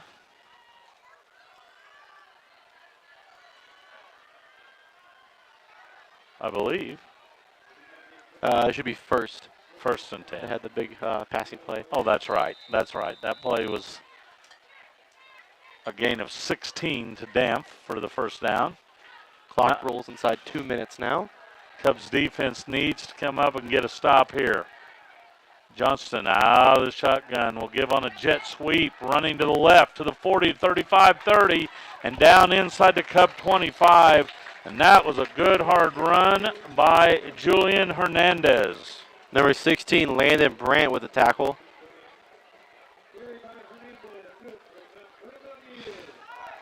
Gain of 18 on the play. Mountaineers now with 12 first downs. Johnston again with a jet sweep, and again it's Hernandez with some tricky running there as he gets inside the 20 and a late flag comes out. 58, Aiden McCall with the tackle. We'll see what the penalty here is.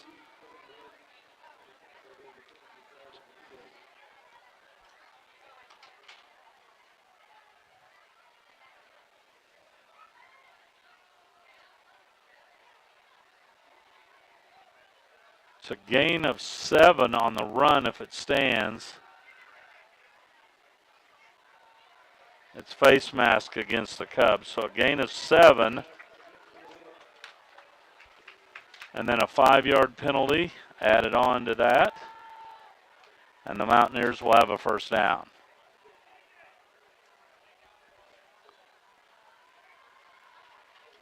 First and 10 for the Mountaineers from the Cub 13-yard line with 90 seconds left before intermission. 5 receivers in this formation. Johnston takes the snap. He'll run it himself, and he's hit behind the line of scrimmage, spins forward for a short gain. That's number 26, Keegan Carr with the tackle.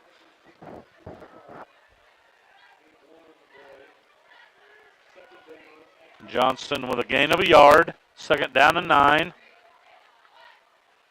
4 receivers in this formation. Dotson, the lone back. Johnston back to pass with time. Fires to the left side. Touchdown, Mountaineers.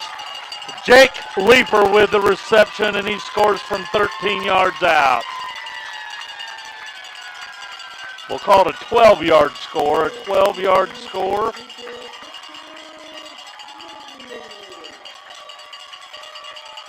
And the Mountaineer lead grows to 34.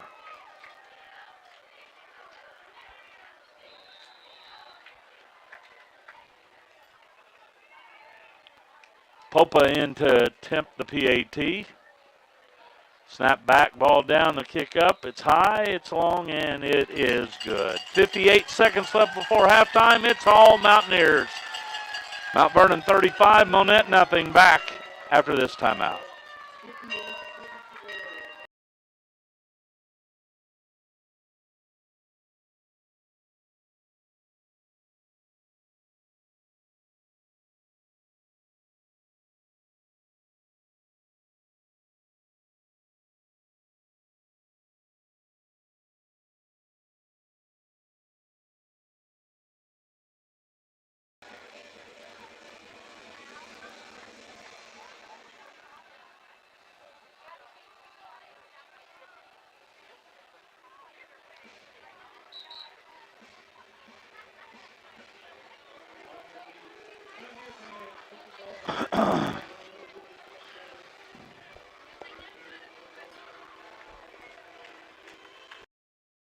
Sponsored by Farm Bureau agent Lance Metlock.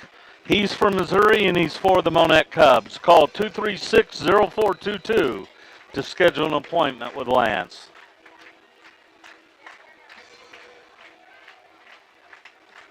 Ball teed up at the 40. The kick is in the air. A short kick, high end over end. Fielded at the 20. Returned to the 25 to the 30 and out to the 33-yard line. 44, Tyler Moore with a tackle for the Mountaineers. Cubs offense will come on with 54 seconds left in the half. Boy, it's been a rough half for the Cubs. It has, and now all they can try to do is get a little bit of momentum for halftime, go back in the locker room and regroup and make some very important adjustments for the second half. Just a reminder that you are listening to Monett Cubs on KKBL 95.9 FM in Monett, Missouri. Colin Umfleet will work out of the shotgun. Back to pass, throws near side, and the pass is caught and then dropped. So it's incomplete on the near sideline. Number 33, Braden Dotson with the coverage. Brant had it in his hands, and Dotson was able to pop it out before he could ever get control. It'll bring up second down and 10.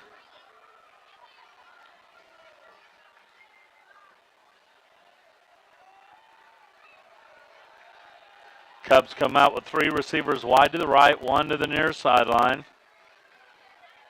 Umfleet back to pass with time, throws, has his man for a first down. Believe that was Ian Waterman with a catch. Number 42, Hunter Conway, the tackle for the Mountaineers. Nice catch there by Waterman. Out to the 37, or out to the 47 for a gain of 14. That first down brought to you by Monett Sonic Drive-In.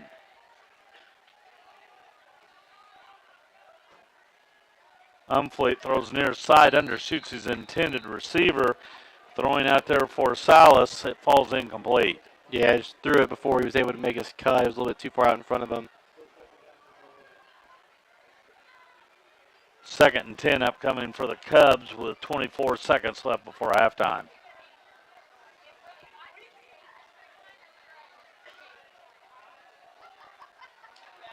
Three receivers wide to the right, one to the near sideline. Umfleet back to pass, throws deep, right side, overshoots his intended receiver, and it's intercepted. The return to the 20, to the 30, down the left sideline to the 40, to midfield, and into Cub territory at the 45. He was finally brought down by number 45, Diego Baden. Mountaineers will take over with 10 seconds remaining in the half.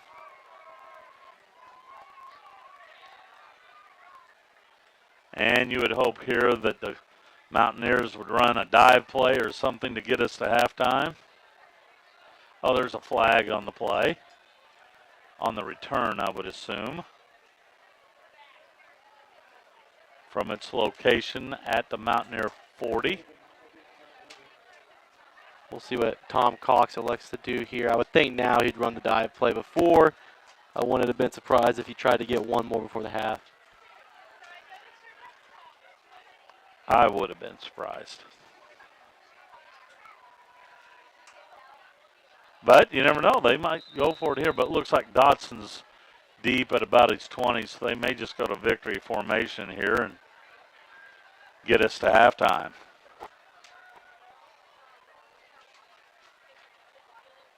Johnston takes the snap and drops back a couple of yards and takes a right knee, and that will take us to halftime. Our score at intermission, it's all Mountaineers. Mount Vernon 35, Monett nothing. We'll be back with the Big Baldy's Barbecue halftime show. After a word from our sponsors, you are listening to the Monett Cubs on KKBL and the Talon Sports Network.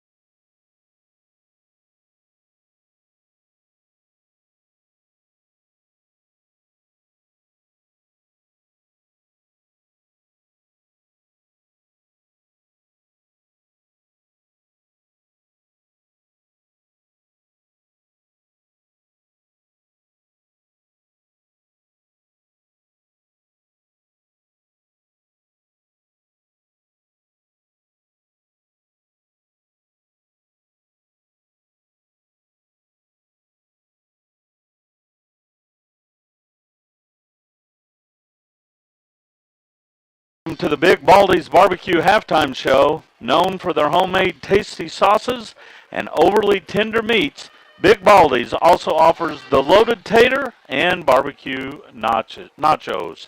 Here at halftime, Mount Vernon leads at 35-0. And with a look at the first half scoring summary, I'm going to turn it over to my broadcast partner, Ryan McCullough. All right. Well, in the first quarter, at the 7:25 mark, Braxton Horton had a 2-yard touchdown catch from Gavin Johnston. The extra point was no good on their first attempt, and that made the score Mountaineers 6, Monett nothing. But Mount Vernon would just be getting started in the first quarter. The 5:25 mark, Braxton Horton, again with his 14-yard touchdown catch. The Mountaineers went for 2 on that one, and they were good.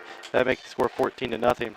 In the second quarter, the 10:12 mark, Braden Dotson had a 4-yard touchdown run. Extra point was good, making the score 21-0. Second quarter, 6:45 mark, Dotson 3-yard touchdown run, making it 28-0. And then with 58 seconds left in the half, Jake Leeper had a 13-yard touchdown catch from Gavin Johnston, and that made the score 35-0 at the break. Well, Mount Vernon has been very efficient on offense. They've made a few mistakes along the way, but boy, they can score in the air. They have some good runners as well. They've been impressive in the first 2 quarters. They have, and their defense has really led the way, giving them good field position on most of the drives, and it's been all Mountaineers here. And the stats will bear that out when we cover them later here in the halftime show. Mount Vernon High School Marching Band entertaining the crowd here at Mount Vernon on this Thursday evening. We're going to slip away, hear from some of our sponsors. When we come back, we will take a look at first half stats. You're listening to the Monett Cubs on KKBL, part of the Talon Sports Network.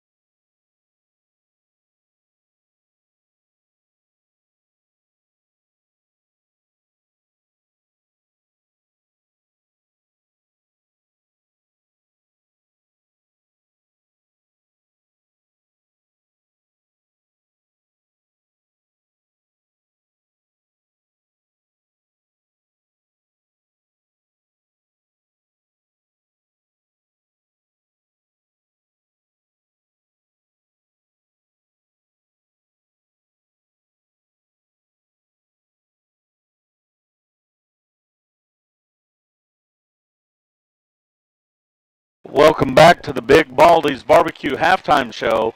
Big Baldy's at 814 East US Highway 60 is a casual, family-friendly restaurant for Monett and the surrounding area. A quick look at tonight's game stats. First of all, for the visiting Monett Cubs in the first half, they ran the ball 20 times for 50 yards. They were 2 of 9 passing for 19 more, so the Cubs was 69 yards of total offense in the game's first 2 quarters. The Cubs put together 4 first downs. They had 3 costly turnovers, 2 interceptions, and a fumble. They were whistled for 3 penalties for 19 yards and punted the ball 4 times for a 29.8-yard average. For Mount Vernon, they ran the ball 17 times for 125 yards. Johnston, quarterback, 11 of 18 for 185 more, so the Mountaineers with 310 yards of offense in the first half, 14 first downs, 2 lost fumbles, and 4 penalties for 30 yards. Individually, the Mountaineers were led by Brandon Dotson, 69 yards on 12 carries. He also scored twice. Gavin Johnston, 11 of 18 with 3 scores. His favorite receivers, Jake Leeper and Braxton Horton.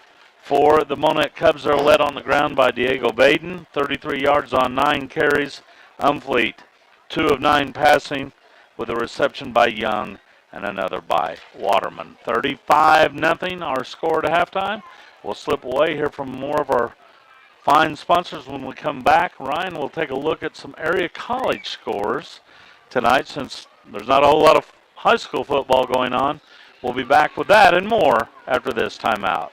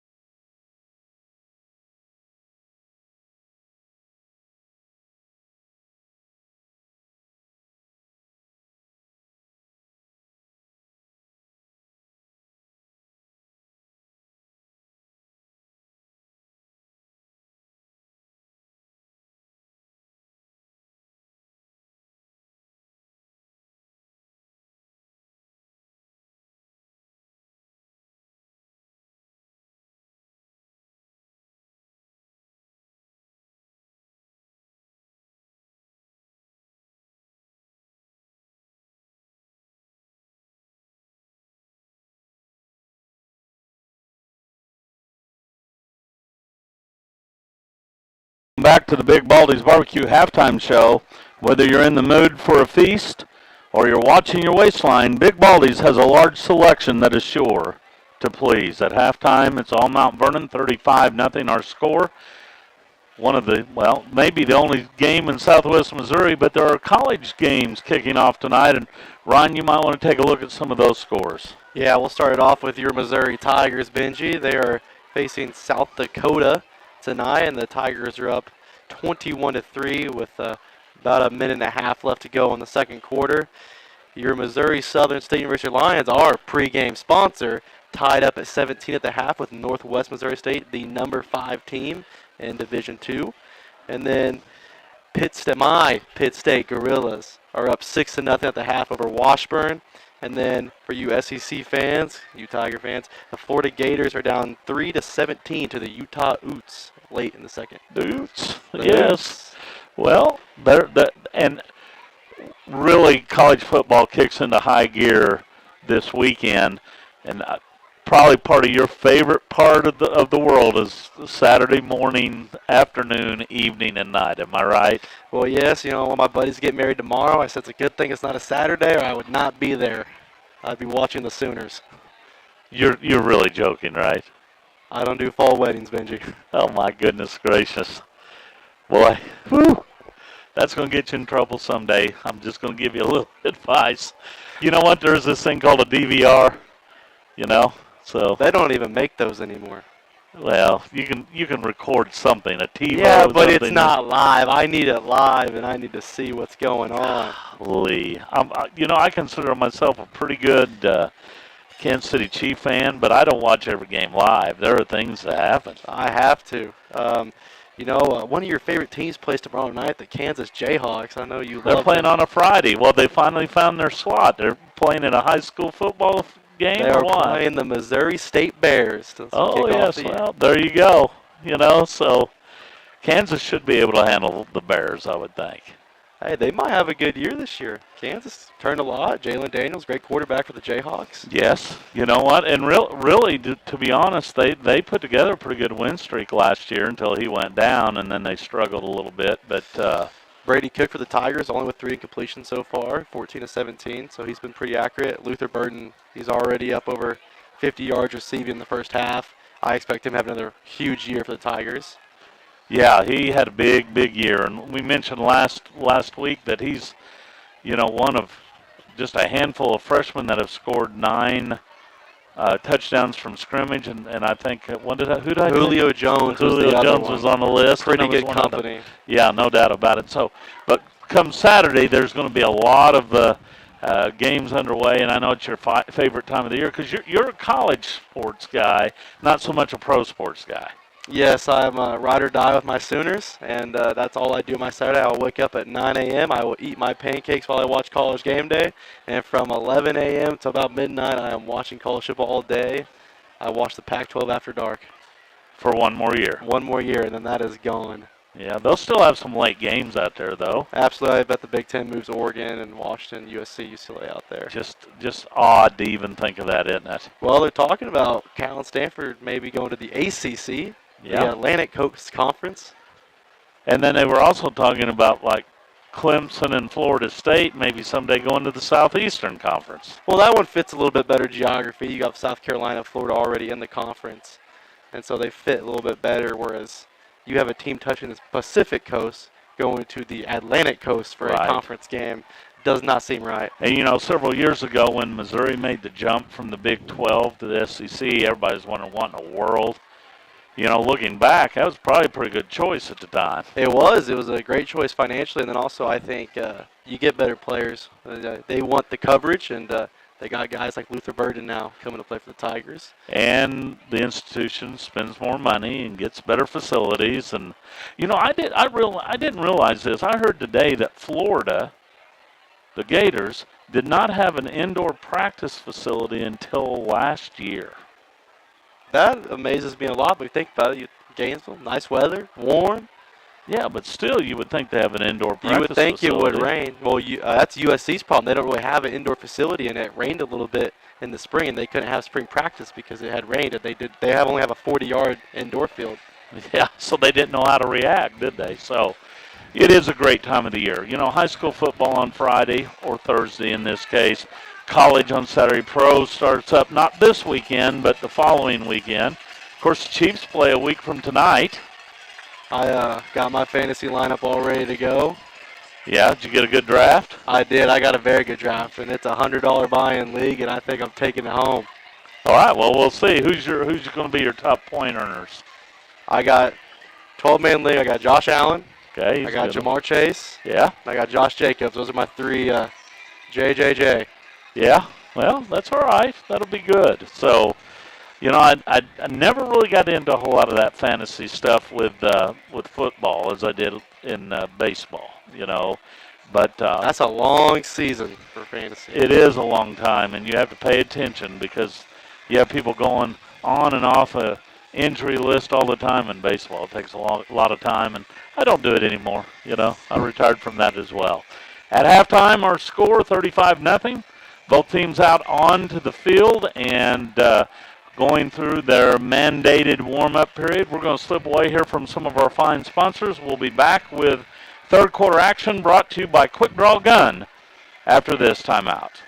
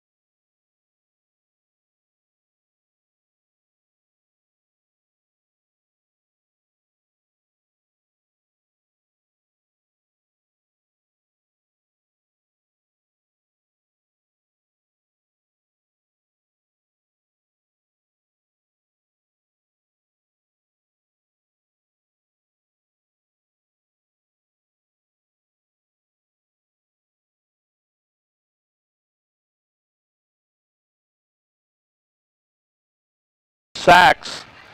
Talent wins games, but teamwork and intelligence wins championships. The same can be said for buying or selling a home, and RE/MAX Properties has that covered. Come home to the best real estate team in Monett, RE/MAX. Tonight's game also brought to you in part by Post Electric. Building a new home or remodeling? Call Post Electric. You'll be shocked at what they can do for you. This game also brought to you by Sonic Drive-In, America's drive-in for more than 60 years.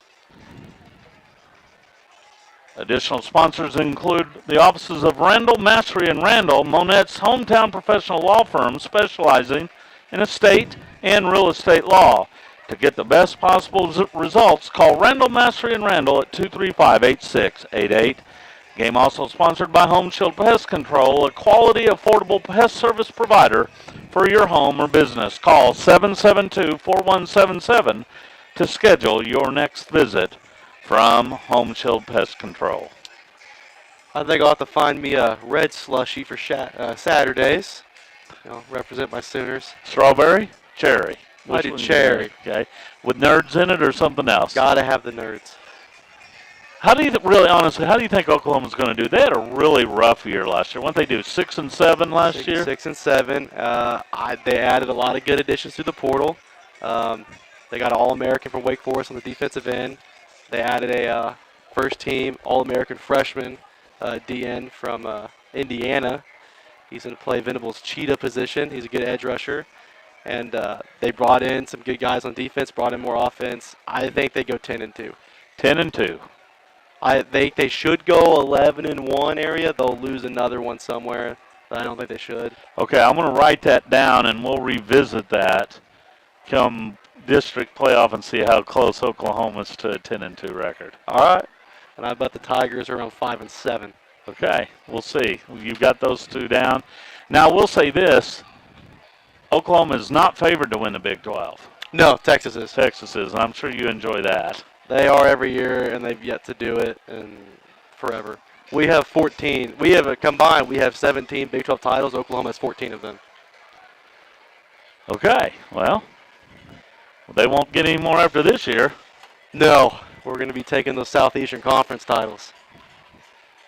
How long do you think that'll take to happen?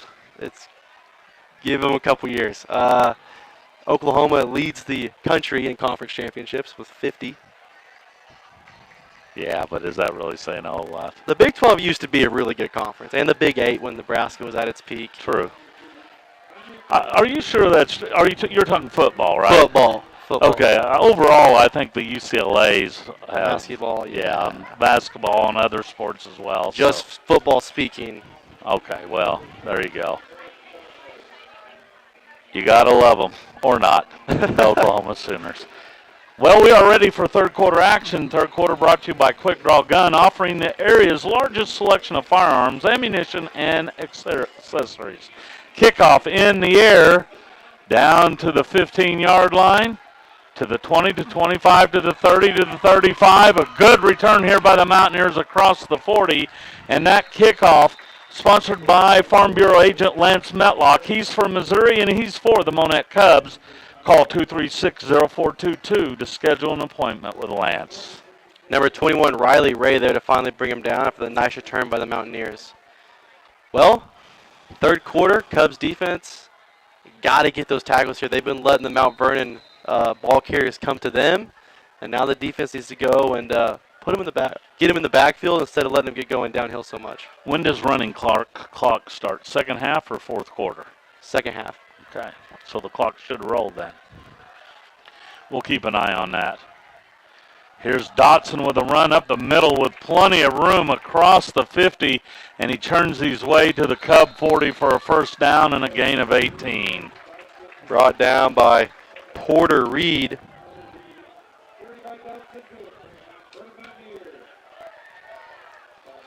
'15th first down for the Mountaineers. And Porter Reed making a tackle 15 yards down the field is not a good sign for the Cubs. Out of the shotgun, here's quarterback Johnson throwing right. He has his man at the 30 and down inside the 25 for another first down and a gain of 15. That ball caught by Dempf. Number 21, Riley Ray with the stop for the Cubs. Mountaineers picking up right where they left off in the first half. Down to the Monett 25 after 2 plays. Here's Dotson hitting the backfield and driven back. No gain on the play. It'll be second long. He's brought down by Porter Reed and Keegan Carr for the Cubs. Dotson now with 87 yards in the action tonight. Second down and 10 from the Cub 25.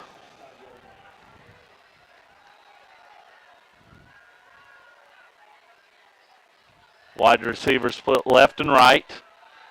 Twin backs on each side of the quarterback.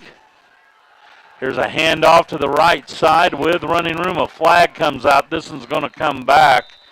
That was a run by Downing. We haven't seen much of him tonight.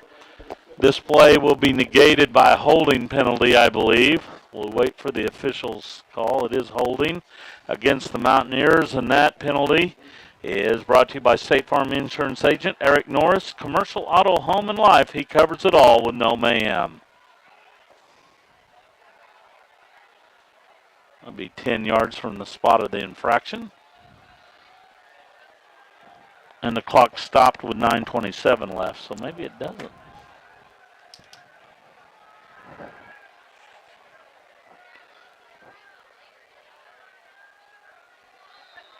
Yeah, they're going to roll it now. Second and 19 for the Mountaineers from the 34-yard line. Johnston will line up under center. Dotson is his tailback, and it'll be Dotson running left. He angles to the 30, he's to the 25, and down near the 20-yard line. Brought down by number 16, Landon Brandt. From the 34 down to the 22 for a gain of 12. And it's 3rd and 7. Dotson knocking on the door of a 100-yard game. He has 99 yards. And he'll go over 100 now as he pounds his way inside the 20, down inside the 15. Brought down by number 14, Eric Chavez. Mountaineers driving right back down the field. Yeah, they have not lost any momentum at halftime. And they have it 1st and 10 in the red zone at the Cub 13-yard line.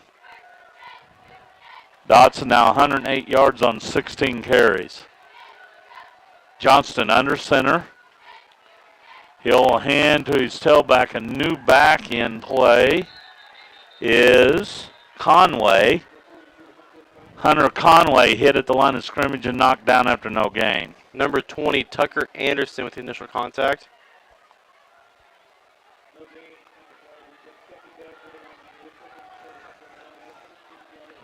Second down and 10. Clock rolls with 7.5 minutes left here in the third quarter. Mount Vernon leads by 35. 3 receivers wide to the left, 1 to the near sideline. Johnston out of the shotgun will split the slot man a little wider. He takes the snap, and he'll roll left. He'll throw over the middle. Has his man inside the 10, inside the 5, and it should be enough for a first down. Tackle made by number 14, Eric Chavez. That's a gain of 11 for Leaper. Another first down. It's 1st and goal from the 2-yard line.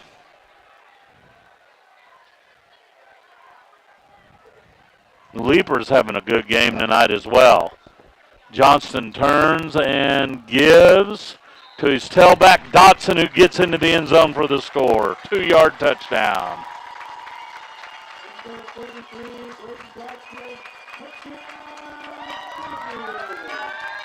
Dotson scores for the 3rd time.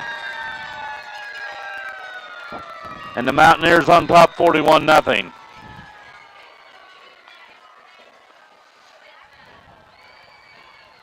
PAT upcoming for Mount Vernon. Snap back, ball down. The kick is up, and it is good. 6:39 left in the third quarter. All Mount Vernon. They lead at 42-0. Back with more third quarter action after this timeout.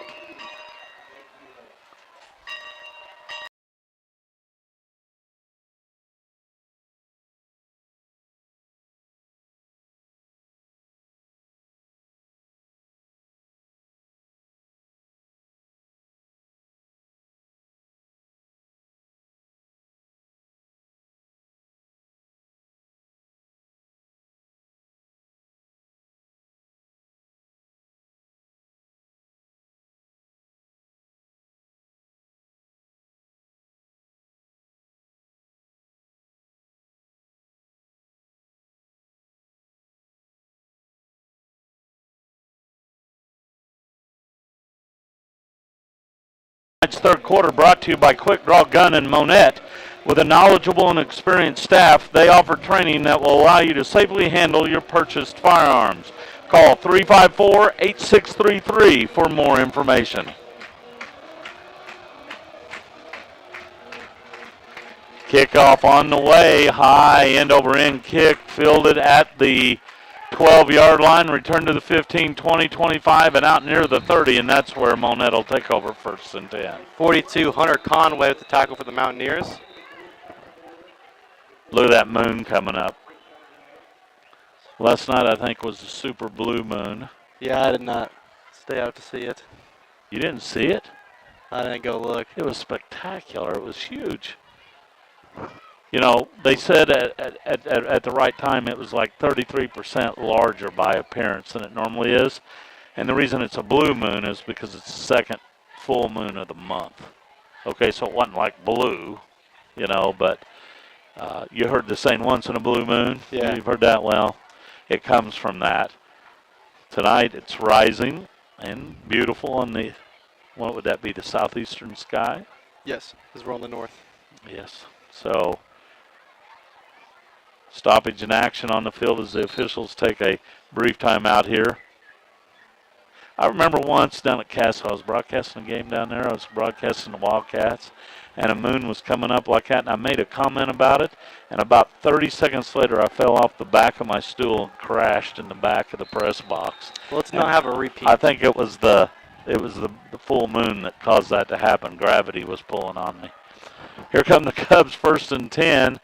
Jet sweep near side with running room. A good effort there. I want to see, make sure I get the number. Is that Brandt? Yes. Brandt with a carry. He'll pick up about 8 yards on the play. Number 30, Leighton Pendleton with a tackle. We'll call it a gain of 7. 2nd and 3.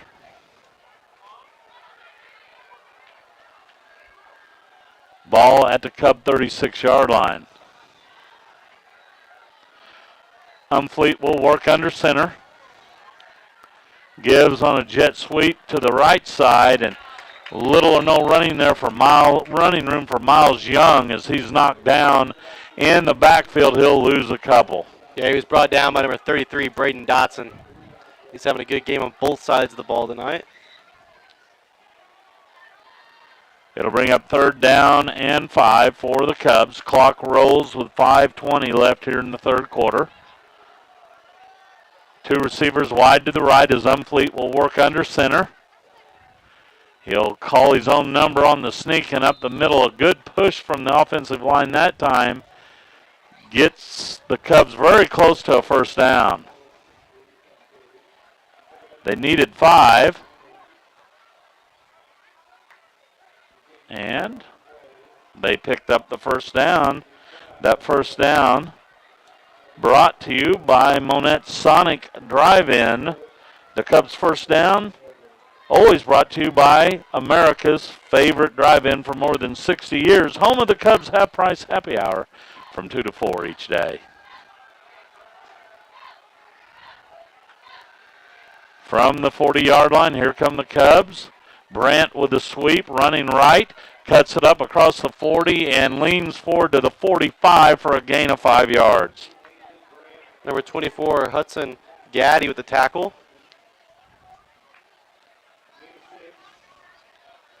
Second down and 5 upcoming for the Cubs. Well, that looks like a 5-yard gain to me. I heard the PA said it was a gain of 6. I think that's exactly a 5-yard gain. Second down for the Cubs. Here's the big fullback, Baden, off the right side. Knocked down after a gain of a couple. It'll be 3rd down for Monett. Tackle made by number 42, Hunter Conway. Cubs converted a 3rd down just moments ago. We'll see if they can keep their drive going here. Umfleet will work out of the shotgun. Takes the snap. He'll run the option. A new look here for the Cubs. 1st down and more as the Cubs able to get it down to the Mountaineer 43 for a gain of 10. Flag comes out. That was Miles Young with his best run of the night. Tackle was made by number 30, Leighton Pendleton. We'll see what the penalty here is. It looks like it may be going against the Cubs. Miles still down the field.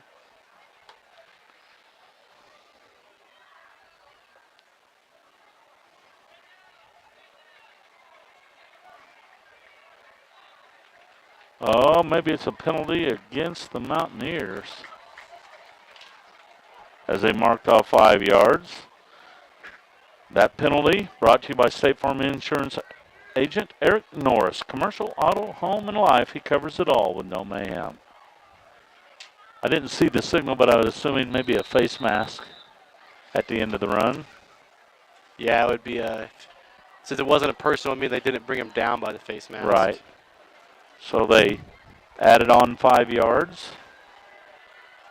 Young picked up the first down, brought to you by Monett Sonic Drive-In. Make it your first stop after the game tonight when you head back to Monett. Umfleet running the option, cuts it up to the 35. Ball comes out late in the run, and I believe the Mountaineers have it. Fumble recovered by the Mountaineers, made by number 22, Jake Leeper. And the turnover will give it back to the Mountaineers at their own 33-yard line.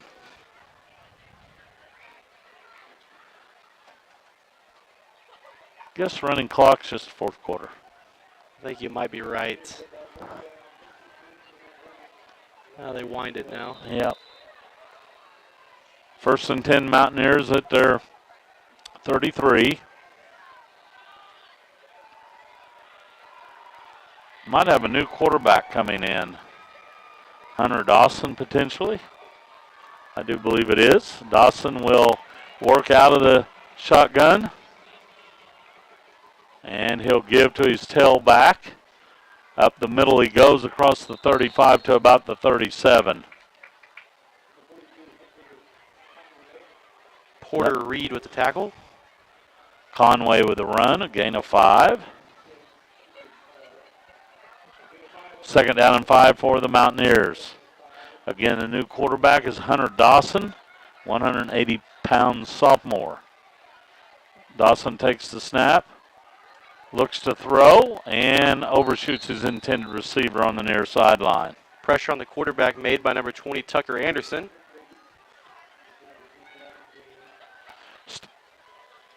Stops. No, the clock does run, so it is a running clock. Very good. I should have never doubted. Third down and 5. From the 38-yard line. Dawson out of the shotgun, takes the snap, rolls to the right, and hits his receiver for a first down and more into Cub territory to the 43. Finally slung down by number 21, Riley Ray. So the Mountaineers pick up a big gain there. Yeah, from the 35, 15, 22-yard gain. Nice catch and run by Grayson Gann. And another first down for the Mountaineers. Here's a draw play with running room across the 40 to the 35, down to the 30, and still going forward inside the 25. A big, hard run there by the tailback, Hunter Conway. Number 14, Eric Chavez, and 16, Landon Brandt for the tackle for the Cubs. Gain of 19 on the play. Right now, Mount Vernon just making it look easy.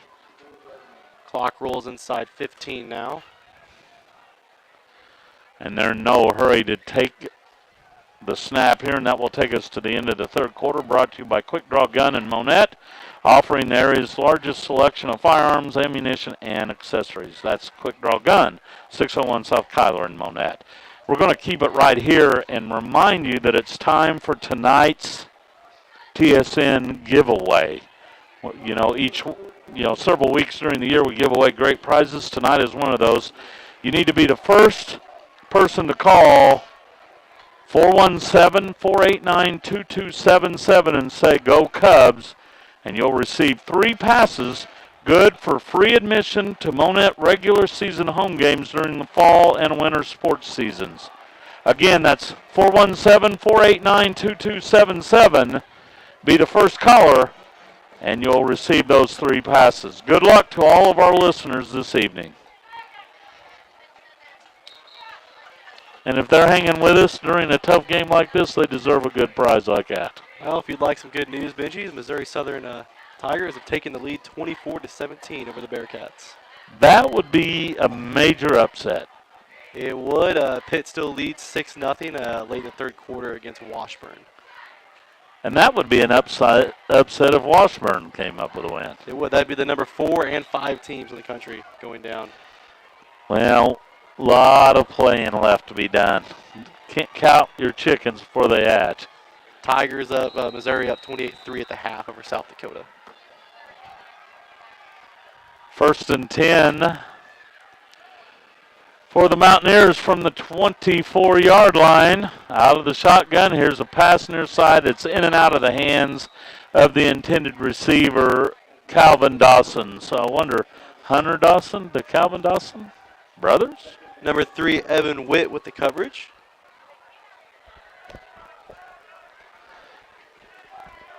And the clock will roll here, so this final quarter will go fast.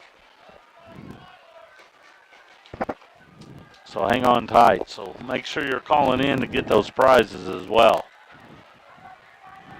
2nd and 10. Here's a sweep running to the right. Cubs defense there to put a good licking on the tailback that time. That was Conway who's stood up. Little or no gain on the play. 57, Angel Sincerios with a tackle for the Cubs.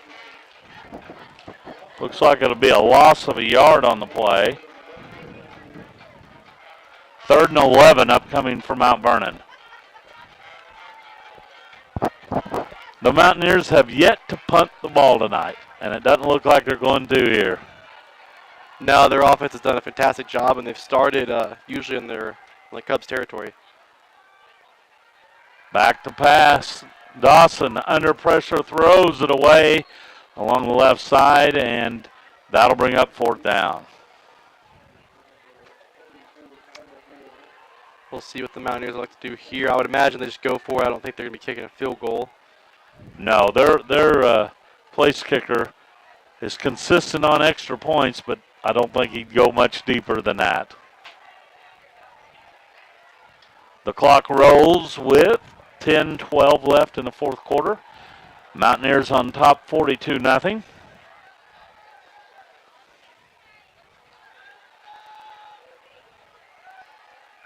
Three receivers wide to the left, one to the right.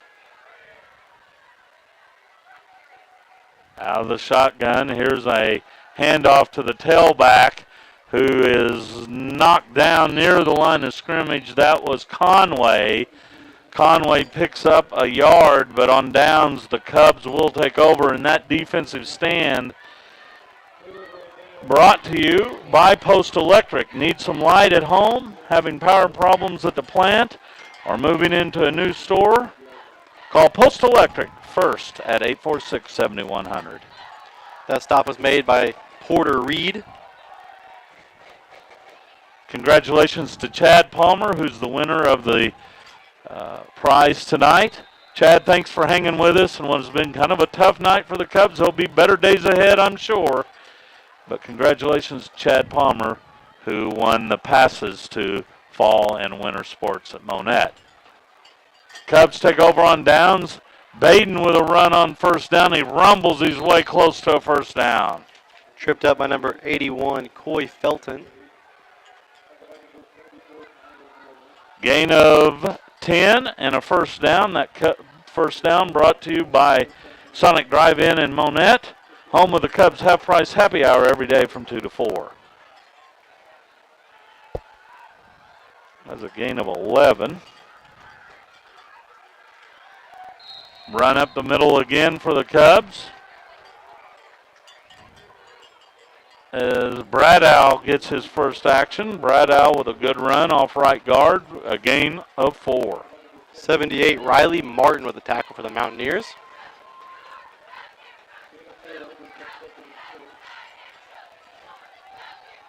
Cubs work out of the shotgun. Ball handed to the first man through. Short gain for Monett.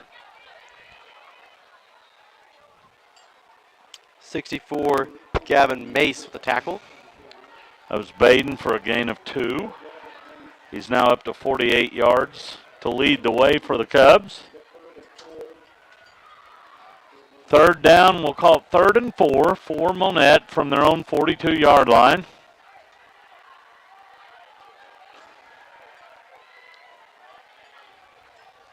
Cubs come out with 3 receivers now, a 4th, 2 to each side. Umfleet out of the shotgun, takes the snap, back to pass, throws left side, Intended out there for Brannett, falls incomplete. That'll bring up 4th down for the Cubs. They'll keep the offensive unit on the field, facing 4th down and 4.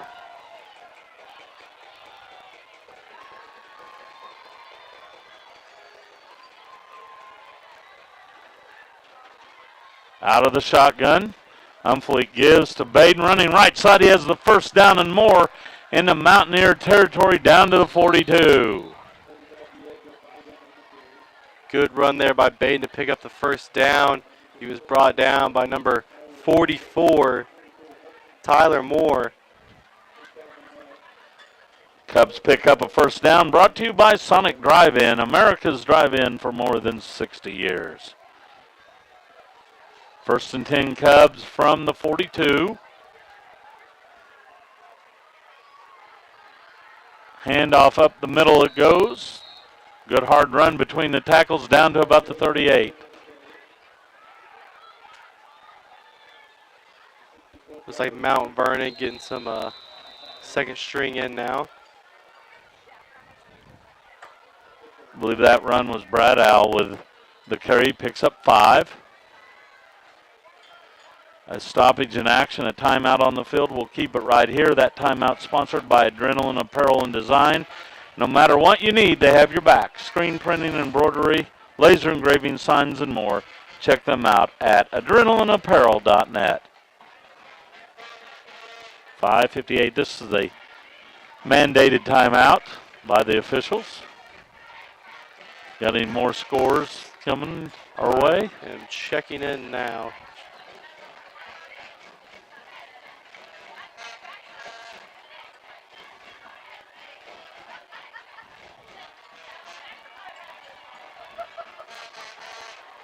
Tigers, Mizzou kicking off in the 2nd half. One thing they've got this year is pretty good defense. They may have an opportunity to stay in a lot of ball games.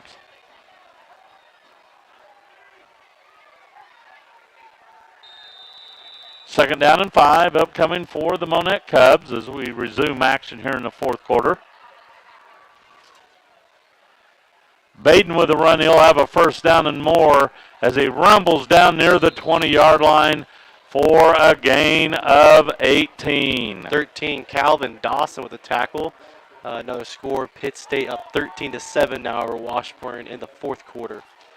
Just a reminder, 4th quarter tonight brought to you by State Farm Insurance. Jim Reed. Stop by for a no-hassle overview of your current insurance policy and see how Jim can save you money with State Farm.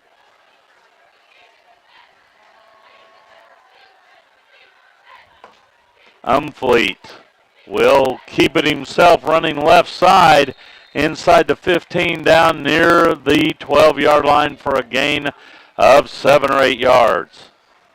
Cubs trying to get some points on the board before this one's over as the clock rolls at 5 minutes as it stops. Gain of 8. It'll be 2nd down and 2. Officials timeout here as there's an injured Cub on the field. A reminder, 4th quarter action brought to you by State Farm Insurance Agent Jim Reed. Like a good neighbor, State Farm and Jim Reed is there.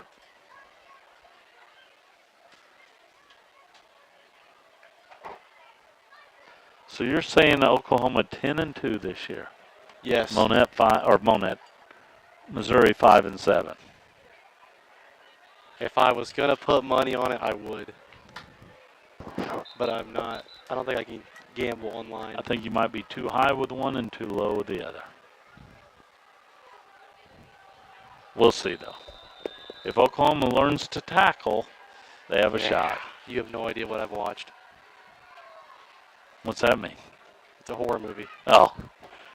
Here's Baden with a run off right guard. He'll have the 1st down inside the 10. He needed 2. He picks up 4. You know, Baden's had some tough runs tonight. Mount Vernon defense has flown to the ball pretty well. And as good as the offense has done for Mount Vernon, it's been the defense that has set them up. That 1st down brought to you by Sonic Drive-In. Make it your first stop after tonight's contest. Umfleet will give on a dive, and that goes to Bradow, and he's knocked down after a short gain. 57, Landon Popa with the tackle.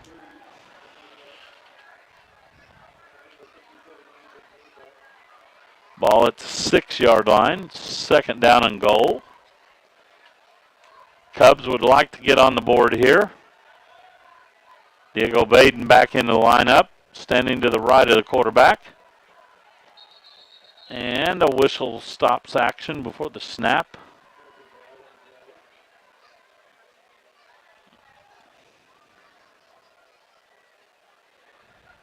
It's encroachment against the defense. That'll be half the distance to the goal. So it'll be a 3-yard penalty on the Mountaineers, and that penalty brought to you by State Farm Insurance agent Eric Norris. So 2nd goal from the 3. We'll see if Baden takes the ball here. No, it'll be an option, and the Cubs will walk it in for the touchdown. Landon Brandt with the touchdown for the Cubs, and he gets the Cubs on the board late in this contest with 3:33 remaining. Yeah, Brandt with the touchdown from 3 yards out. And the Cubs are on the board. Eric Chavez in to attempt the PAT out of the hold of Evan Witt. Snap back, ball down, the kick up. It's high enough, it's long enough, and it is good. 3:33 left here in the 4th quarter. Cubs are on the board, but it's all Mount Vernon as they lead it 42-7 back after this timeout.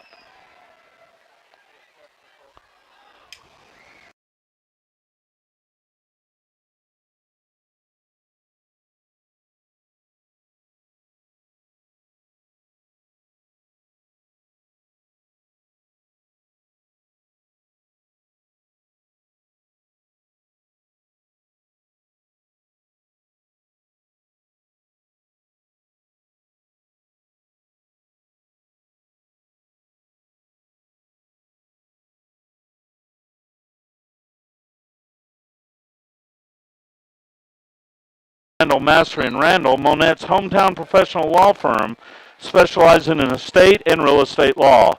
To get the best possible results, call Randall Mastery and Randall at 235-8688. The Successful Extra Point, sponsored by Home Shield Pest Control, a quality, affordable pest service provider for your home or business. Call 772-4177 to schedule your next visit. This kickoff, sponsored by Farm Bureau agent Lance Matlock. He's for Missouri, and he's for the Monett Cubs. Call 236-0422 to schedule an appointment with Lance. Kickoff in the air, high, end over end kick back to the 10-yard line. Return set up to the 15, to the 20, 25, 30. This one's going to come back as a flag comes out. This will be a penalty on the Mountaineers, and penalty brought to you by State Farm Insurance agent Eric Norris. Commercial, auto, home, and life. He covers it all with no mayhem. Number 1, Grady Thompson with the tackle. We'll see what the penalty is here.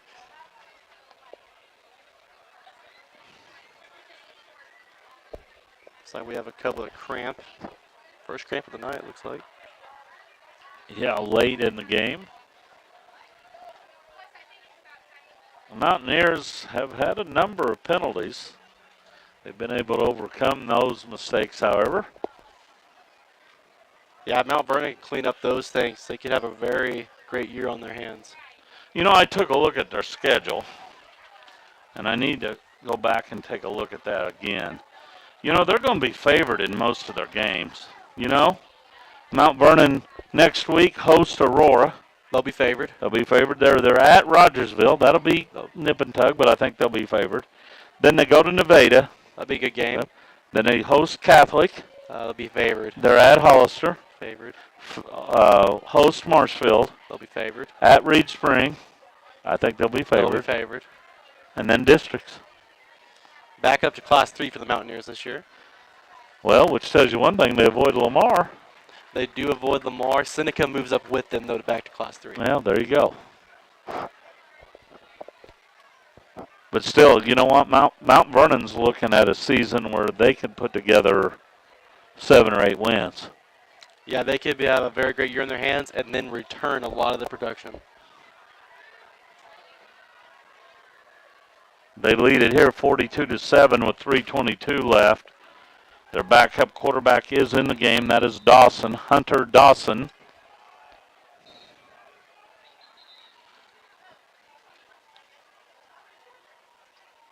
The officials wound the clock and now stopped the clock.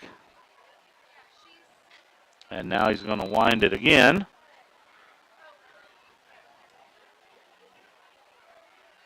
Quarterback out of the shotgun, takes the snap, gives on the jet sweep, running to the right with running room to the 20. A flag comes out. Down the sideline, the runner to the Cub 40, to the Cub 30. A big long run that's all for naught because this one's going to come back. But what an effort there by Tyler Moore. So he was brought down. Can't see the number, but it's in be coming back.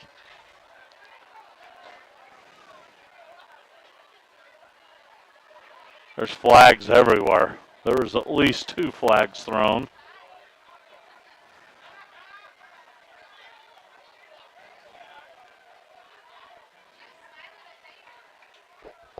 It's going to be a 10-yard penalty marked off. Against the Mountaineers, they'll have it back at their own 10-yard line, and as been the case all evening long, that penalty brought to you by State Farm Insurance, Eric Norris. Bring up 1st and 11, as it was a spot infraction. Dawson out of the shotgun, takes the snap, a high snap, ill hand to a new back who cuts it up across the 10-15 to the 17. That is Preston Hardiman, who wears number 5 on his uniform back. Number 22, Carson Nesterlow with the tackle.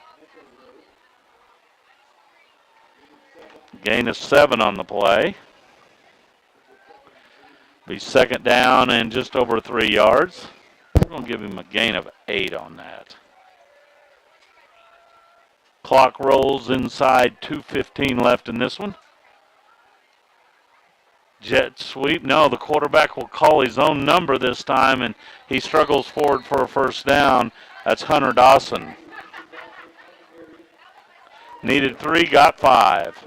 1st down, Mountaineers, their 21st. 75, Perry Azelton with the tackle.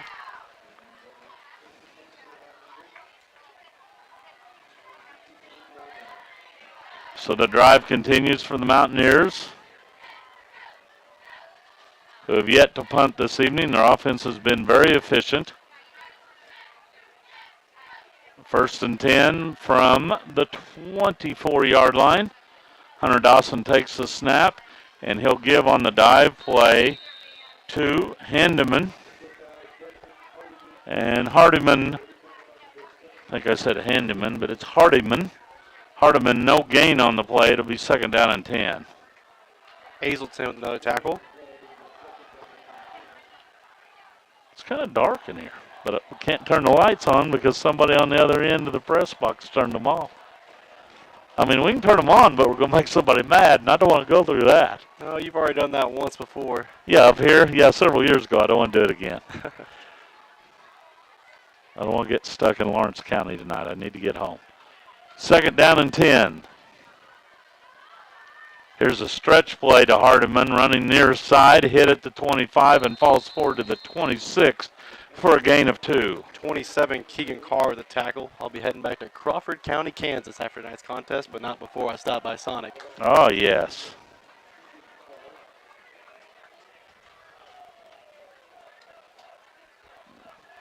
Crawford County.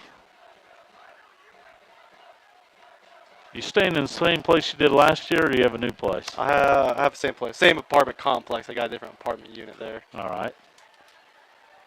So you can find your way home easy then. Yes, I don't need directions anymore. That will take us to the end of this one. A game that dominated by the Mountaineers. They come up with a big win. The Mountaineers improved to 2-0 on the season.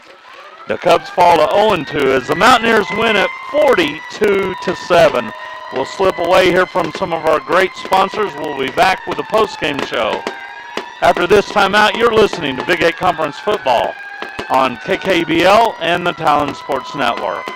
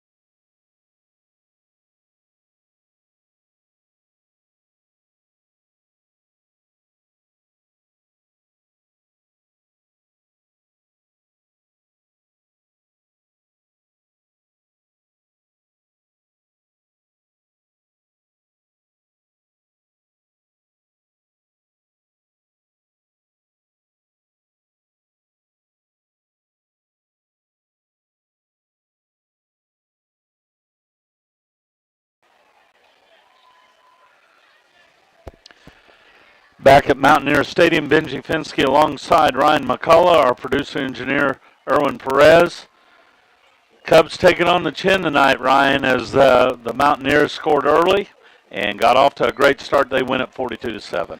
Yeah, that's a tough pill to swallow, but all they can do now is regroup, and they go into the long week now. They get an extra day, and they get to prepare for the Lamar Tigers, who are always a very tough football team, and they're going to have to come in well prepared and give it their best shot if they want to have any chance of beating Lamar. Absolutely. Tonight, the Mountaineers win it by 35. With a look at tonight's scoring summary, I'm going to turn it over right now to my partner, Ryan.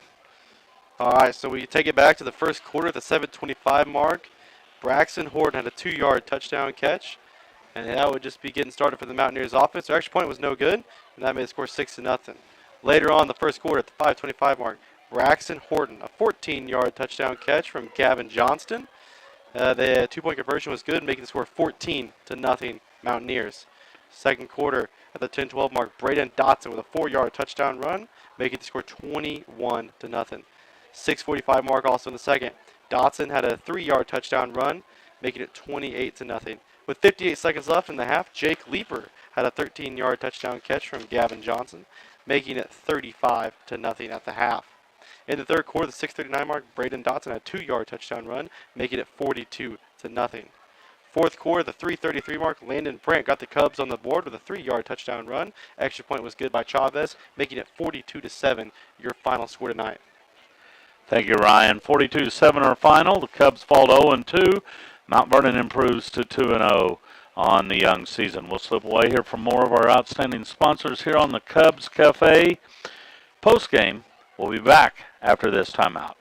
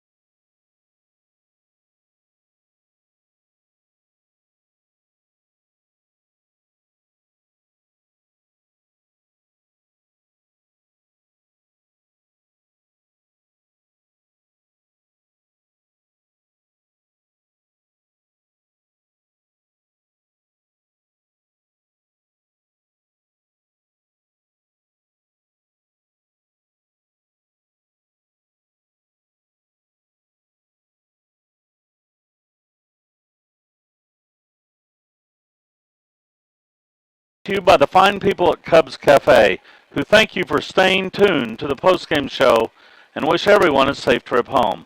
Home cooking at its best, Cubs Cafe serves happiness to their customers with delicious quality meals. Taking a look at postgame stats, first of all, for the Monett Cubs, they ran the ball 37 times tonight for 154 yards. The Cubs were 2 of 10 passing for 19 yards, so total yardage for the Cubs tonight, 173. The Cubs tallied 8 first downs.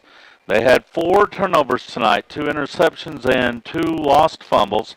They were penalized 3 times for 19 yards and punted the ball 4 times for a 29.8-yard average. For Mount Vernon, they rushed the ball 31 times for 205 yards. The Mountaineers combined, the two quarterbacks, 14 of 24 tonight for 234 yards. So the Mountaineers racked up 439 yards of total offense. Mount Vernon with 21 first downs. They had 2 turnovers, 2 fumbles that they lost, 9 penalties for 68 yards tonight, and they did not punt the ball. Individually speaking, for the Monett Cubs, Diego Baden, he finished tonight the leading rusher, 15 carries for 85 yards tonight. Colin Umfleet, 9 carries for 28 yards. Landon Brandt, 4 carries. Check that, 5 carries tonight for 14 yards, and he had the lone touchdown for the Cubs. Umfleet, 2 of 10 passing tonight as he hit Waterman for 14 and Miles Young for 5. For the Mountaineers, they were led on the ground by Braden Dotson, 110 yards tonight on 17 carries. He also scored 3 touchdowns. Quarterback Johnston Gavin with 31 yards on 3 carries tonight. Johnston, 13 of 20 passing with 3 touchdowns. His backup came in, Dawson Hunter, 1 of 4 tonight. Leading receivers for the Mountaineers, Jake Lieber, 5 catches for 118 yards and a touchdown. Braxton Horton, 3 catches for 30 yards and 2 scores as well. 42-7 the final in this one as we go along in the Cubs Cafe postgame. Ryan, like you said, a bitter pill to swallow. It's a tough one to come up, play a longtime rival, and get beat on the road, but you can't. In this conference, you can't feel sorry for yourself because you got to get ready for the next one. No, there's a lot of tough matchups in this conference, a lot of good teams, and they might be playing the best of them all next week. So you got no time to hang your head and feel sorry for yourself. You got to get ready for next week. Yeah, out of the frying pan and into the fire. You know, going up against the Lamar Tigers, and Lamar last week hosted Marshfield, won 68-14. So they're able to put up points like they are every year. And Lamar is going to come out, and they're going to try and hit you right out the gate. Yeah, you remember a year ago going to Lamar, they scored right away. First play of the game, they took it to the house, and Monett just played that game from behind and never was really able to get going. Yeah, and you take a look at Monett's schedule after next week. They get the next two at home, which is a good thing. They host Lamar in week 3, then they host Marshfield in week 4, and that's a year ago when we started seeing signs, you know, of Monett turning things around. And then they travel to Seneca, which will not be easy. Or actually, they host Seneca. No. Let me start over again. They go to Seneca, then they host East Newton in week 6 before finishing up with 2 out of 3 on the road at McDonald County and Cassville, and then have Nevada in there. It just doesn't get easier. No, the Big Eight's a very tough conference. You know, you have the Big Eight and then the COC with the bigger teams, and those are two of the best conferences in Missouri for football. Yeah, absolutely. And tough from top to bottom. The power a year ago was in the West. It appears to be similar again this year. Of course, time will tell. We'll learn a lot tomorrow night when we see the rest of the scores trickle in. But tonight it was all Mount Vernon as under the guidance of a junior quarterback who's been taking the snap now for 3 years. He really showed a lot of poise, and he handled the offense very well. Absolutely, and I'm looking forward to see how he does the rest of the year, and then on to next year for his senior year. He's still got one more left. Yeah, and that's something. And really spread the ball around well tonight. The Cubs, they finished with 154 yards on the ground. A good effort there, but it wasn't enough to keep pace with the fast break of the Mountaineers. We're going to slip away here for more of our sponsors as we await Coach Lewis here in the postgame. We'll be back with more from Mount Vernon after this timeout.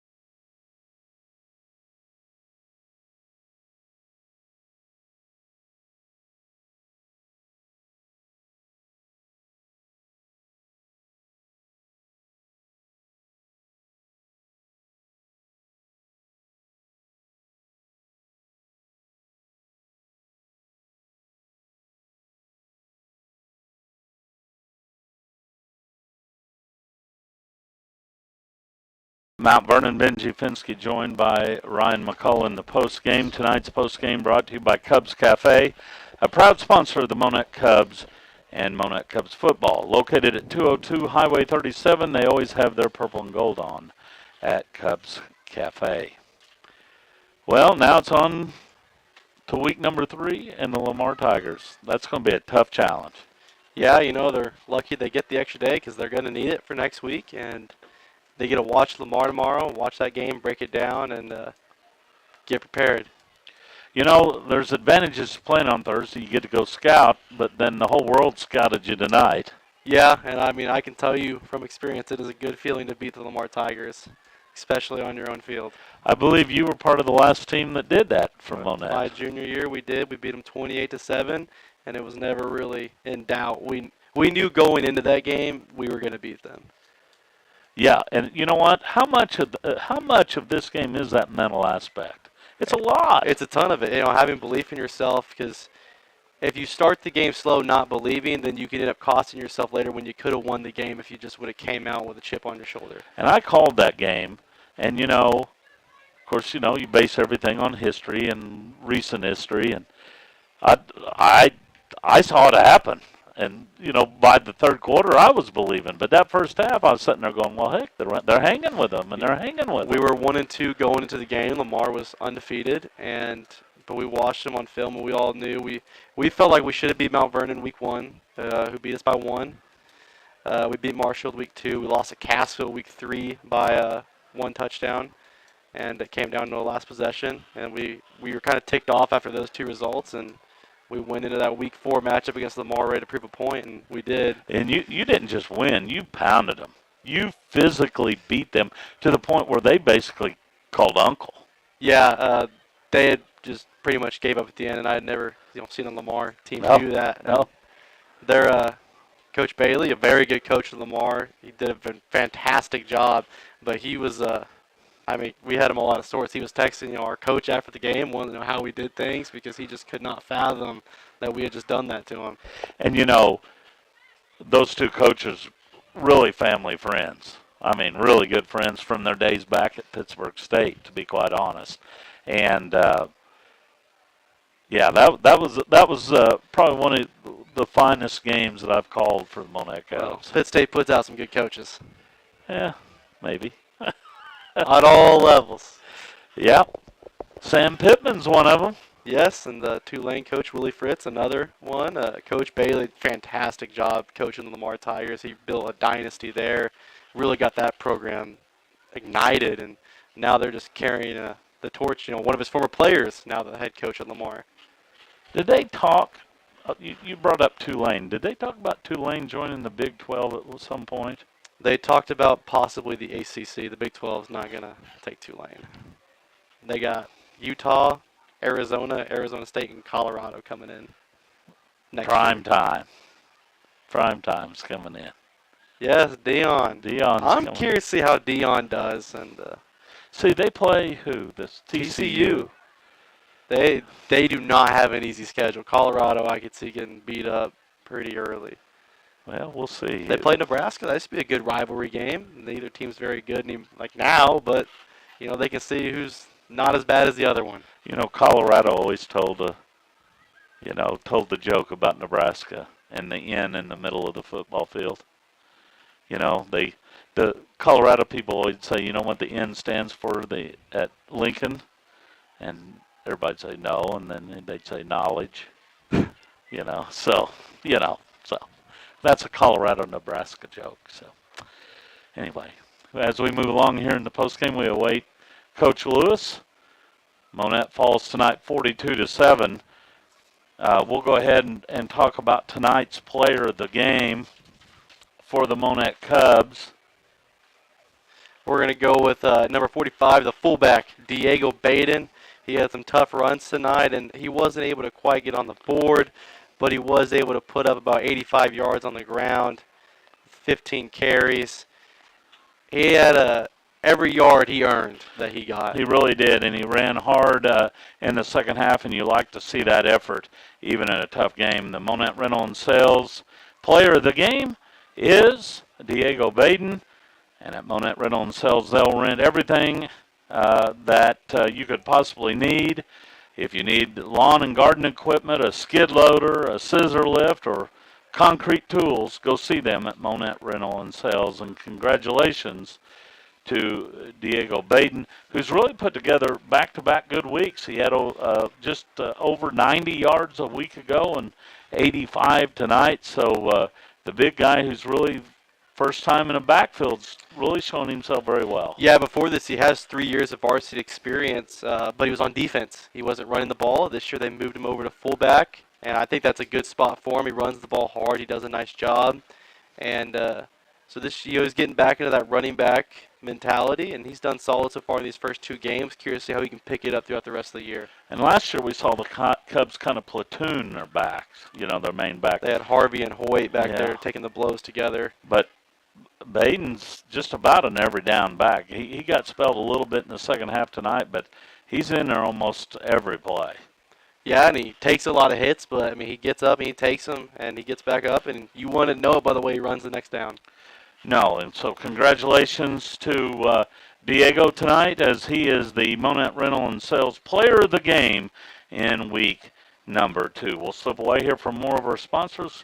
Hopefully we'll catch up with Coach Lewis here in the Cubs Cafe postgame. We'll be back after this.